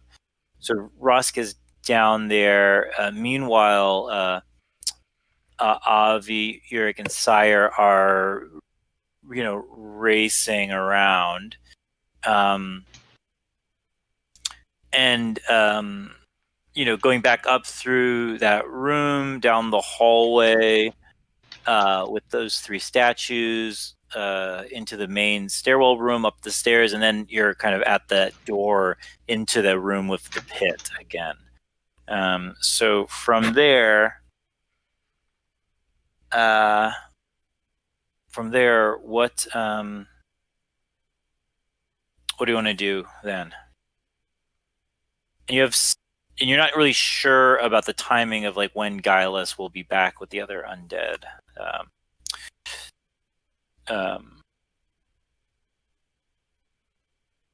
And you are at the moment. It'll be until you get a little closer into the room. Once you kind of step into the room, you actually will be back in telepathic range of Wrosk, but until you step into the room, you are just out of range. Well, I mean, I think Cyir would be telling the others that the Necromancer has been injured, and it may not require too much to knock her down, and hopefully, if she's knocked down, hopefully her skeleton companion will be perhaps a little more confused. I don't know how it's going to react, but certainly she's not going to be able to give it orders anymore. Yeah, that makes sense. That's a good point. And Sir Onward is also with you. I forgot. Mm-hmm. He is with you too. And so Sir Onward is going to say to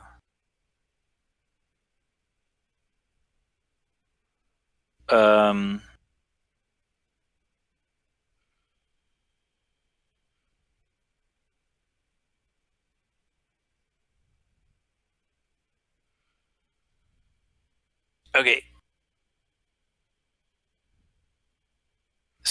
Okay, so Sir Onward is going to use his. Okay, yeah. So Onward is going to use his. He does know he's going up against this giant skeleton.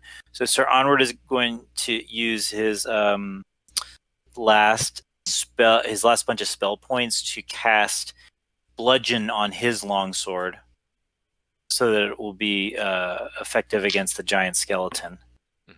Mm-hmm. And then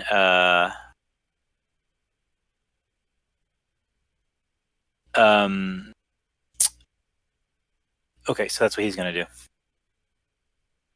So what do you guys want to do now? Or he's going to cast that right before you guys go in the door. Right. And they'll be at the. I mean, I'm presuming that they'll be at the bottom of the pit, right? They're still at the. Yeah, they're still at the bottom of the. Or that's. Yeah, that's fair to presume for now. Yeah. I mean, I think what Cyir is going to do. He has throwing daggers, so I think that instead of leaping to the bottom for the scimitar attack, I think I'm just going to try the throwing daggers, and not going after the skeleton. I would be going for the Necromancer. Right. Yeah. No. Exactly. So, so you guys kind of, you want to do this? We'll go. You guys will break into the room.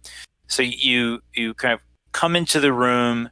It is as you presume. The giant is down in the pit. The giant skeleton is down in the pit.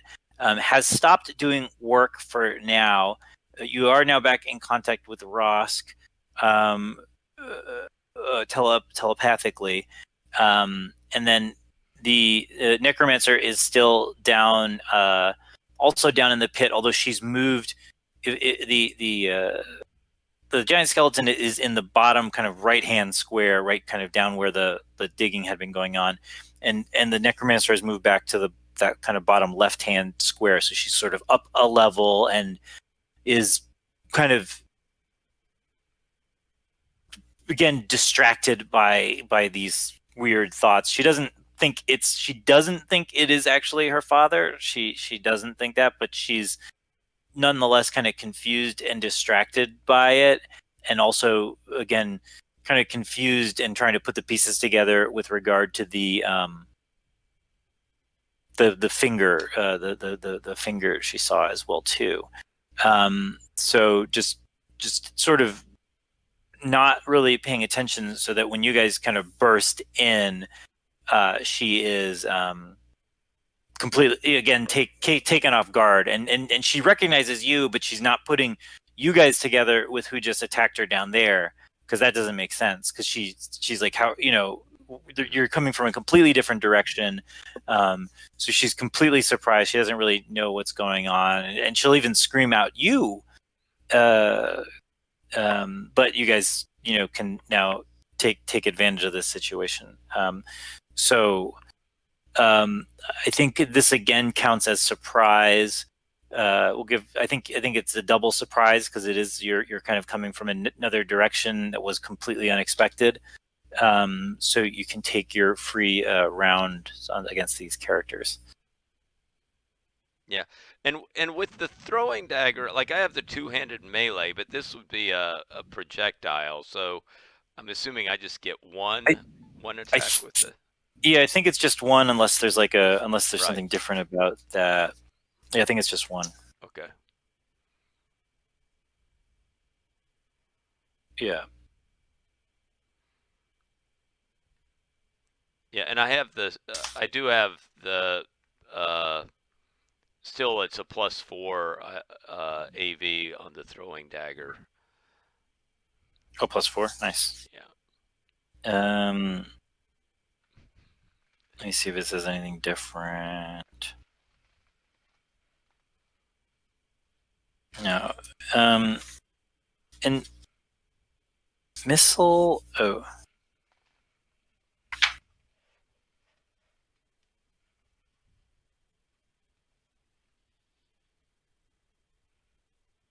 Oh, it doesn't matter. Okay, yeah, sure. Her I was gonna look up. So yeah, you can toss that at her. I didn't do a very good job of tossing, though. I rolled a 5. Okay, so yeah, that is a miss. Yeah, that is a miss. So you throw the dagger at her, but miss. I think Yurik and Avi are going to jump into the. So I think I think Yurik is going to jump in the pit and go after her, and Avi is going to rush to the other doorway in this room, and if we go back up to this this room 7, he's going to move to the other doorway in this room and kind of stand guard there. I think that's a reasonable thing to do. So Ulrich is going to we'll use this turn just to move, and he's going to get in range to attack her in melee the next round. And then Sir Onward bravely kind of jumps into that upper right square, and then is going to swing his sword at the giant. And he's the giant is down lower, but is giant, so he's actually right at head level for that.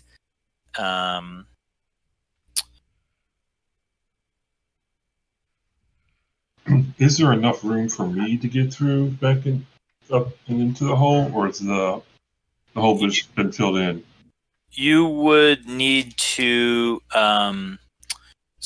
No, it needs a little bit of. You would need to dig out a little more. Okay. then I will, if I can sense Cyir, I will let him know that Wrosk is going to join him, but it may take a bit. Okay. So, let's see. And then, what we get a natural 20.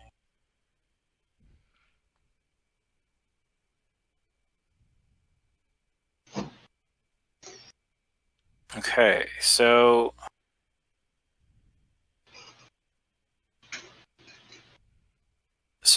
with his so then so Sir Onward with his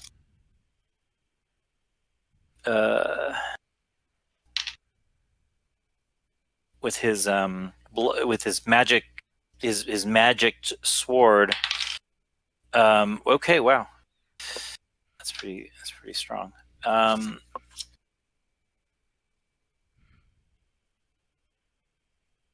Cracks his, uses his sword, which he has blessed with the bludgeon spell, and cracks into the giant skeleton's head, kind of crushing a lot of it, and kind of pieces of the skull sort of fly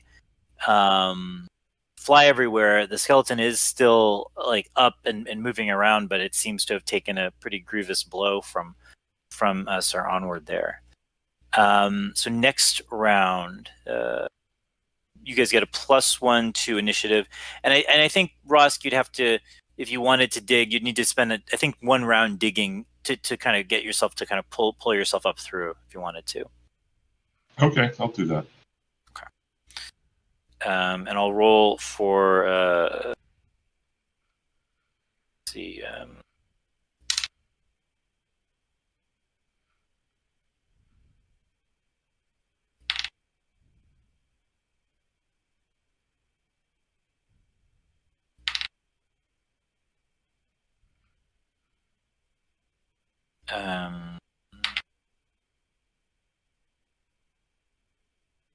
Okay. Cyir, your initiative, and you get a +1. Okay, with the +1, I get a 5. Okay. And Ross probably won't matter as much for what you're doing, but just in case I did roll a 6. Oh, nice. Okay. Okay, so Ross, you're digging. You kind of scurry up, dig your hole. You're starting to peek through. Next up, the giant skeleton is going to swat back at Sir Onward after taking that blow.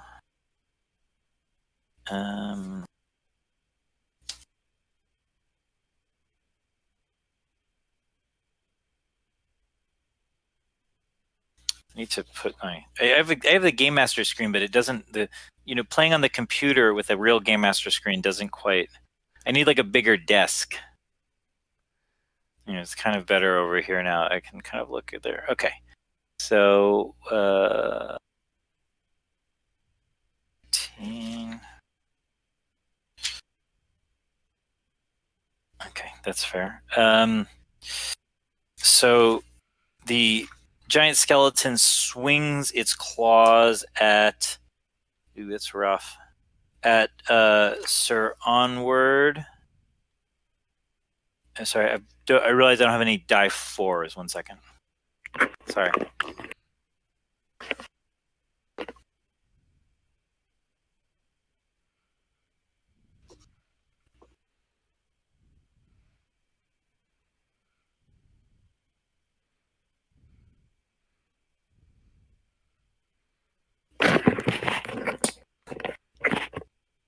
Okay, there we go. Okay. So the giant skeleton swats at Sir Onward, and Sir Onward takes that. Is kind of. I guess these are claws. The giant skeleton attacks with its giant claws, and cuts through Sir Onward, who kind of flops to the ground. And his enchanted sword kind of falls out of his hand next to him. So that was that piece. Cyir, your turn. So to get an attack, I could either do a dagger right now, or would it take my round to kind of leap down to her, if I wanted to go at her with the scimitars? Yeah, I think you'd have to leap down to her All this right. round. I think I'll just try to throw another dagger at her then. I think that's fair. That's reasonable. And I rolled a 15 this time. Yeah, that's a for sure hit. And my daggers do 1d4. So with that, I get a 1. Yeah, it happens. So she then, so I. This is a tough game. She is going to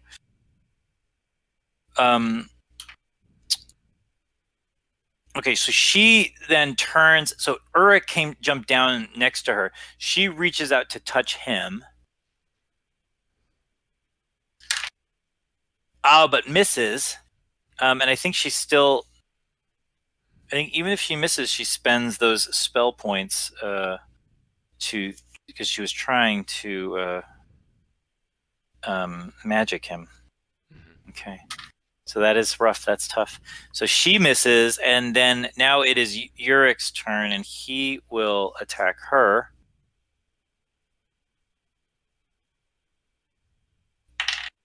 But he misses and actually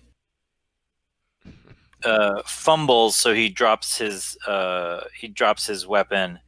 But she doesn't have weapon stomp, so so it's sort of as we've determined, like it's more just the choreography of it. He swings, like maybe his hand's a little sweaty. It flies out of his hand, but he's gonna ready it back up again. What? Oh, and then Sir Onward would have gone, but he is no longer with us. Okay, so next round, the skeleton is still standing. So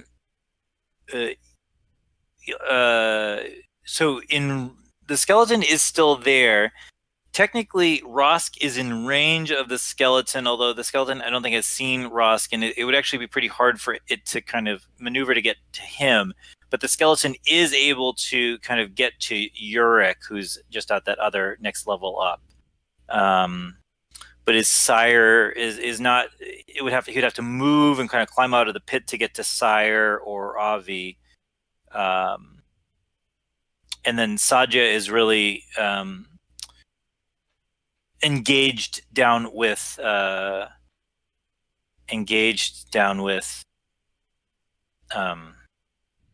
Uruk. So is there?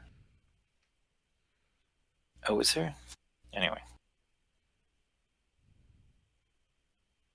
So let's roll initiative again.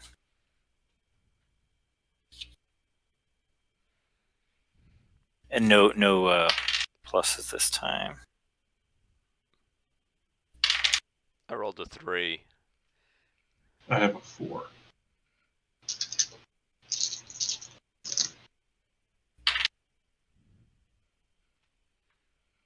Okay.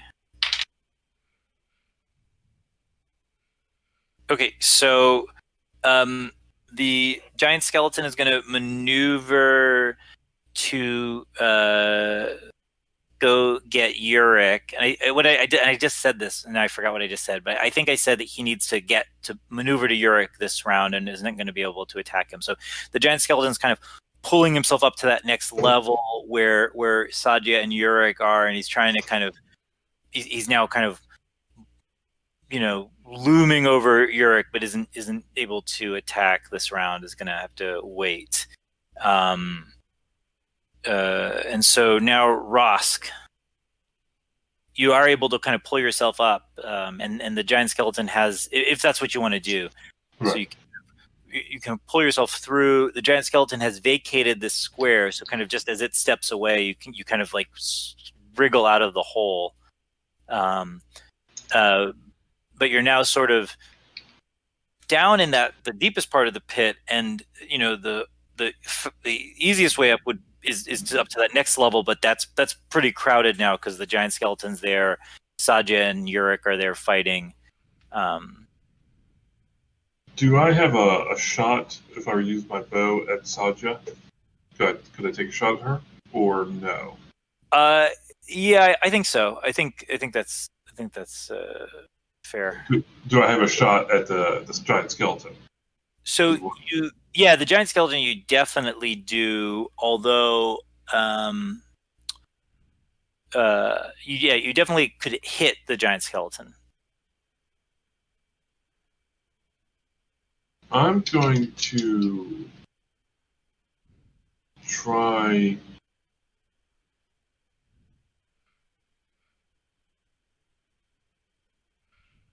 I'm going to try and.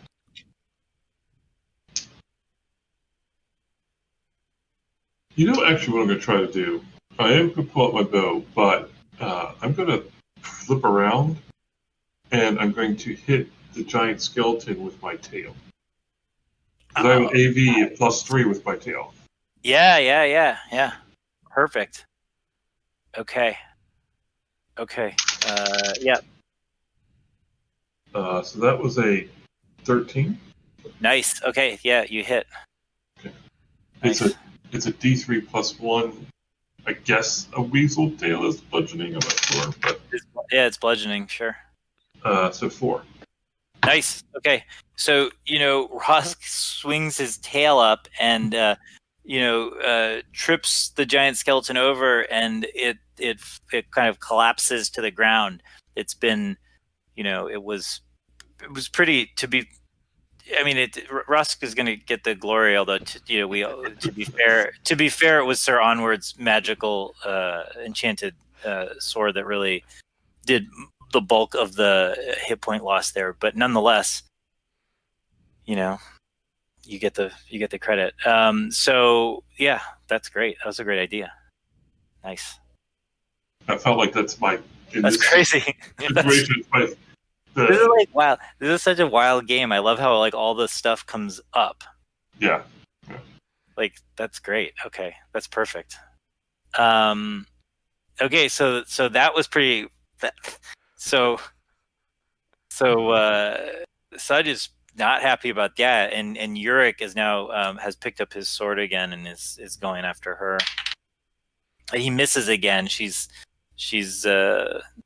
wily, but she's now in a corner and she's pretty desperate. Cyir. I think Cyir will try the dagger again. Sounds good. I rolled a 9. That is you got a 4. Yeah, that's enough. That hits. Okay, and I rolled a 3 this time. Okay, nice. Okay. So she has been hit. Oh,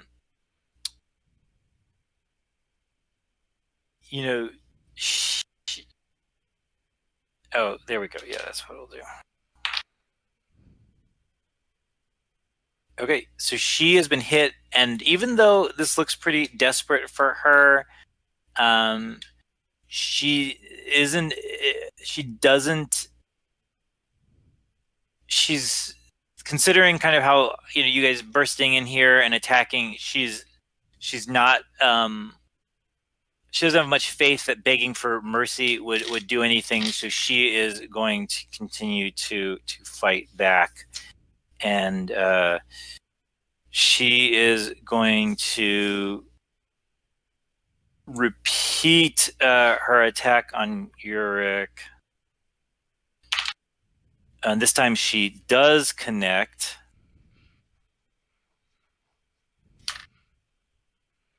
That spell.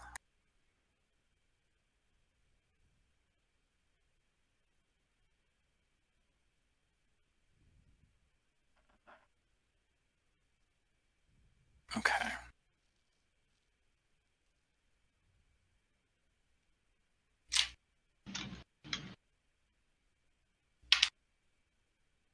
Okay, so she touches Yurik, and Yurik kind of screams out in pain just from her touch, but he is still awake and up. And so next round is. Oh, where did I put that thing? Oh. And so Avi is still guarding the door. He's not doing anything. Okay, so next round, initiative. I rolled a 6. Okay.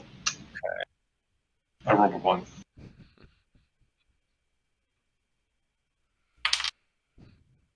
Okay, Cyir.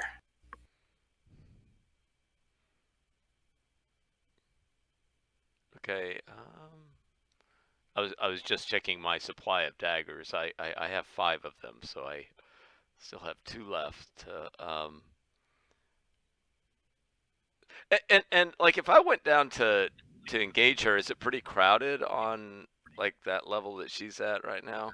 Not now that the giant skeleton has sort of collapsed and is now. So I think it would be like the footing wouldn't necessarily be the greatest, but I could get it would take me around you to could get definitely. down there and then.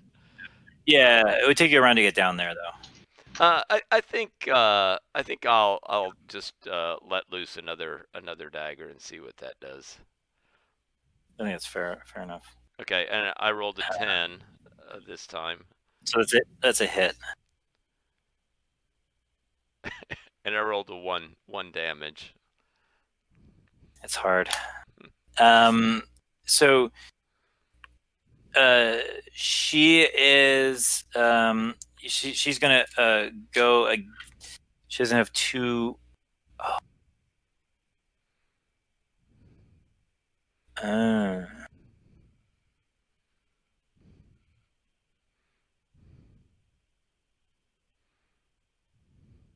She'll do that now. Okay. I wonder. So this time,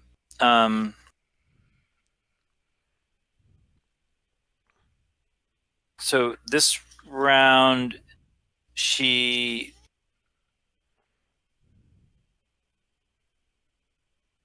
points at the body of the dead cultist.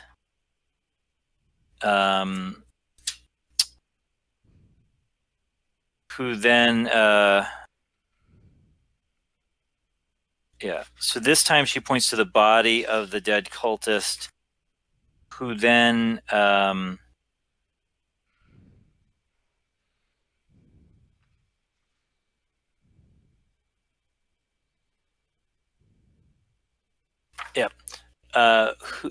she points to the body of the dead cultist. His kind of skin melts off. This is kind of like energy flows. His skin melts off, and you know his skeleton starts to rise out from the, you know, kind of lift itself up off the ground.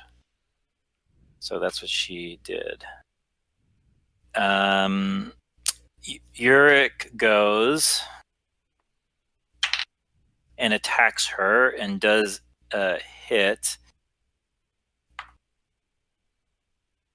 And has, you know, kind of similarly, you know, hits her, but she's still up and moving. So she's been pretty beaten up, but is still standing.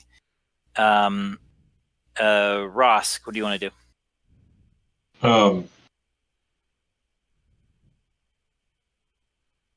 Shooting into combat would be rough at this point with 3 of them up there. Is the cultist or the Oh, the skeleton is down by you. Yeah. Okay. That skeleton is waking up right next to you. Okay. While he's still in his waking up mode, I will give him my tail as well. Yeah, that sounds good. So he is just get his 15?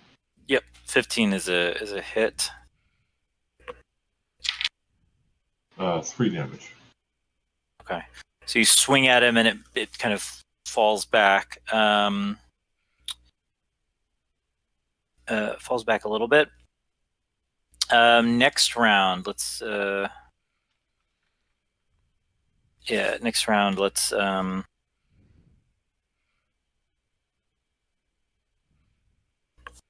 roll initiative again. I rolled a 3.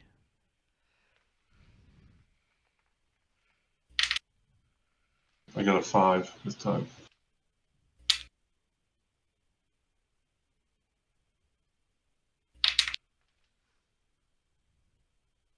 Okay, Wrosk. What is he going to be doing this round? Will he be able to get up and attack me this turn? He will be able to attack you this turn. Yes.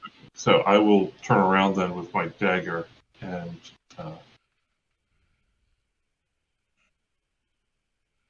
yeah. With your dagger. His surrounded sword is probably too big for me anyway. So yeah, I'll use my dagger. Yeah, and Sir Onward sword is back up on the still upper level. Sir Onward jumped into the that top right hand level. So it's you'd have to you could you couldn't. Ross can't scurry right up directly from that, but but that's where Sir Onward sword is. It's I had an AV of 0 and I rolled a 5. So no, so you hit actually. I mean, you connect with the skeleton, but it doesn't. The blade like kind of goes through like a. You connect kind of where it physically is, but it kind of like slides off a bone. I mean, it's not. You don't appear to do any structural damage to it. So Sadia has sort of run out of magical mojo at the moment. She throws herself at Uric and is going to attack him with a dagger. Wait, does she have a dagger? Yeah, she has a dagger. Okay, but he kind of pushes her off and kind of wrestles her away and doesn't she does not attack, does not connect. Cyir.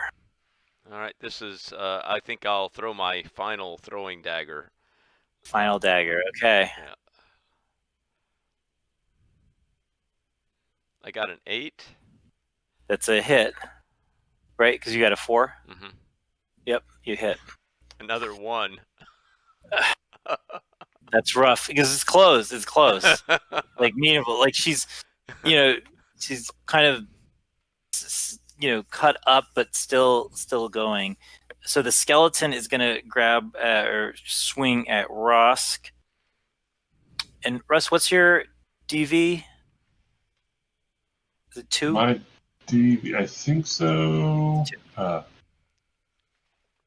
I think it's 2. Yeah. Okay. So it swings at you, but it swings over your head, kind of stumbles around. It's still getting used to being reanimated.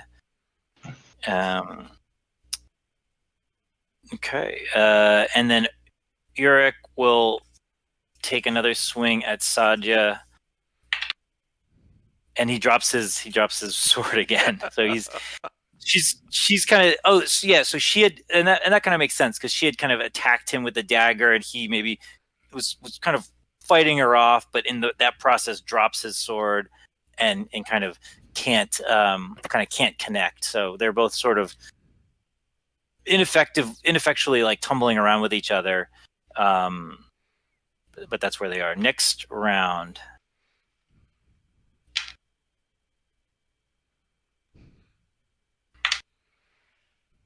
rolled a 2. Ooh. I rolled a 1. Okay.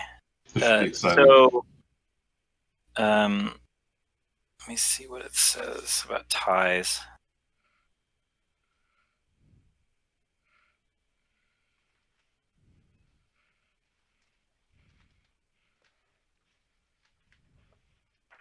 It doesn't really say.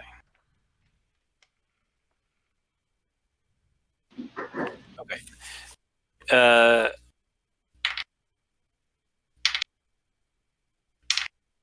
Okay. So Uric kind of gets up, gets his sword up again, and is trying to attack her, but is still unable to kind of get a good attack in. She's now next to him with her dagger, and likewise kind of can't connect. This is kind of rough.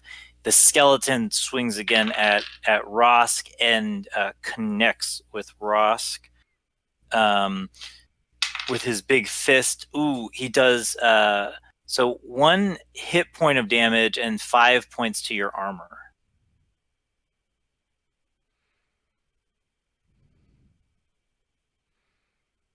So that goes there. Okay, and now Cyir's turn.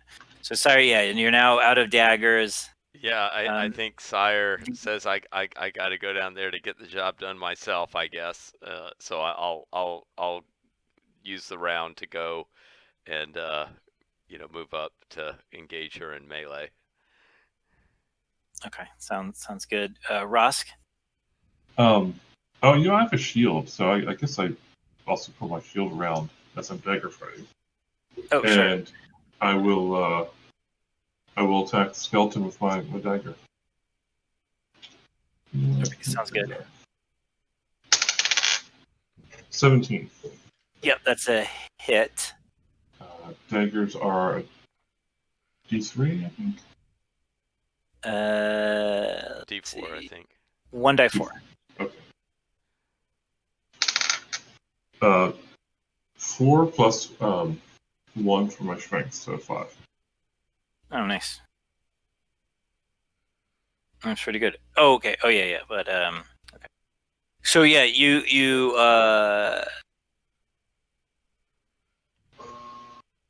yep, you connect with it pretty strongly, sort of like do I forget how I was describing the structural damage with this stuff, but like you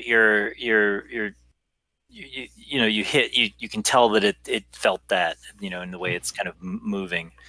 Next round, roll initiative.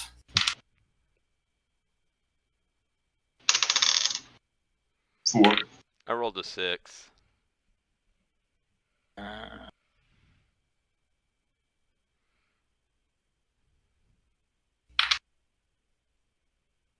Okay, Cyir.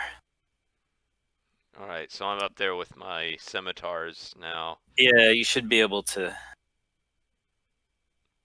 I rolled a 3, which is a miss, but I rolled a 16 as well. Okay, there you go. So miss, hit, and oh, and I rolled a 6 plus 1 is 7. oh, okay, yeah. So you jump in there, maybe brush Yurik away and take her. She's taken out. So the skeleton doesn't. So it does. It turns out the skeleton does not just stop, even though she has been killed. It will continue to follow her commands until it's destroyed, and her commands were to attack you guys. So the skeleton is going to attack Wrosk again, but it misses. It swings over Rosk's head. Wrosk, what do you want to do? I'm going to go ahead and attack it again. Roll a 2. Yeah, 2. No. Sorry. And Yurik is going to use his turn to kind of, right himself, and then kind of go and try to help Ross get down there and help Ross. Next round.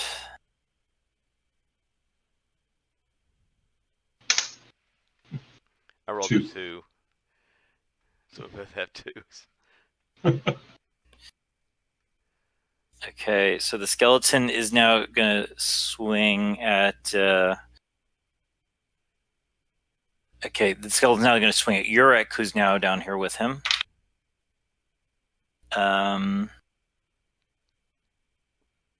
But misses. Oh wait, no, hits. Sorry, he hits Urek, and Urek staggers backwards under the force of that blow. Cyir or Ross, you guys tied, so who wants? Either one of you, I guess, could go. No, let Cyir go. Okay. Yeah, I think since the skeleton is still going, I think Cyir would head down to strike a blow on the skeleton. And so you guys are now kind of, the skeleton is sort of flanked by is facing off Wrosk, and then is flanked by Cyir now, and Urek, even though Urek's staggering. Wrosk, what do you want to do? I will give it another stab. This is a 9. And so, wait, what was your attack value with that? It's like 0? It's 0, yeah. Yeah, so that misses, but again, it's sort of like the clinking around, like you're hitting it, but it's just, this skeletons are tough to deal with these knives. And then Urek went down last turn, so this turn he does get to right himself and then try to swing at the skeleton, but he drops his sword again. And the skeleton also doesn't have weapon stomp, so it's again meaningless. Okay, next round, initiative. I rolled a 6. Okay. 2 again. Okay, Cyir, you're up against the skeleton. You're right there. All right, so I rolled a 13 and then a 1. That's a hit. And then I dropped my other scimitar. So you get the 13 hits though. And it does 5 damage. Okay, so you knock some. Yeah, you definitely take some structural damage. It's wobbling but still going. And now it's turns, and this time it kind of I think it's so it kind of Urek staggered away and then kind of dropped his sword while trying to attack it. Ross got up there with his dagger and was right there. And Cyir hit him in the side, but he's going to swing back at Rosk. But he misses again, kind of, I think, flailing ineffectually over Rosk's head. And now, Rosk, it's your turn. I will yell at them. Oh, you're a little bit too tall. Get old Wrosk. Good point. 14. That's a hit for you, yeah. 2 points total. Okay. So you're chipping away at this thing.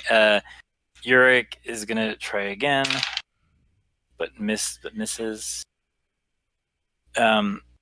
I am rolling terribly. I'm rolling pretty well for some of the bad guys, but for Urek is not doing well. So let's roll initiative again. I rolled a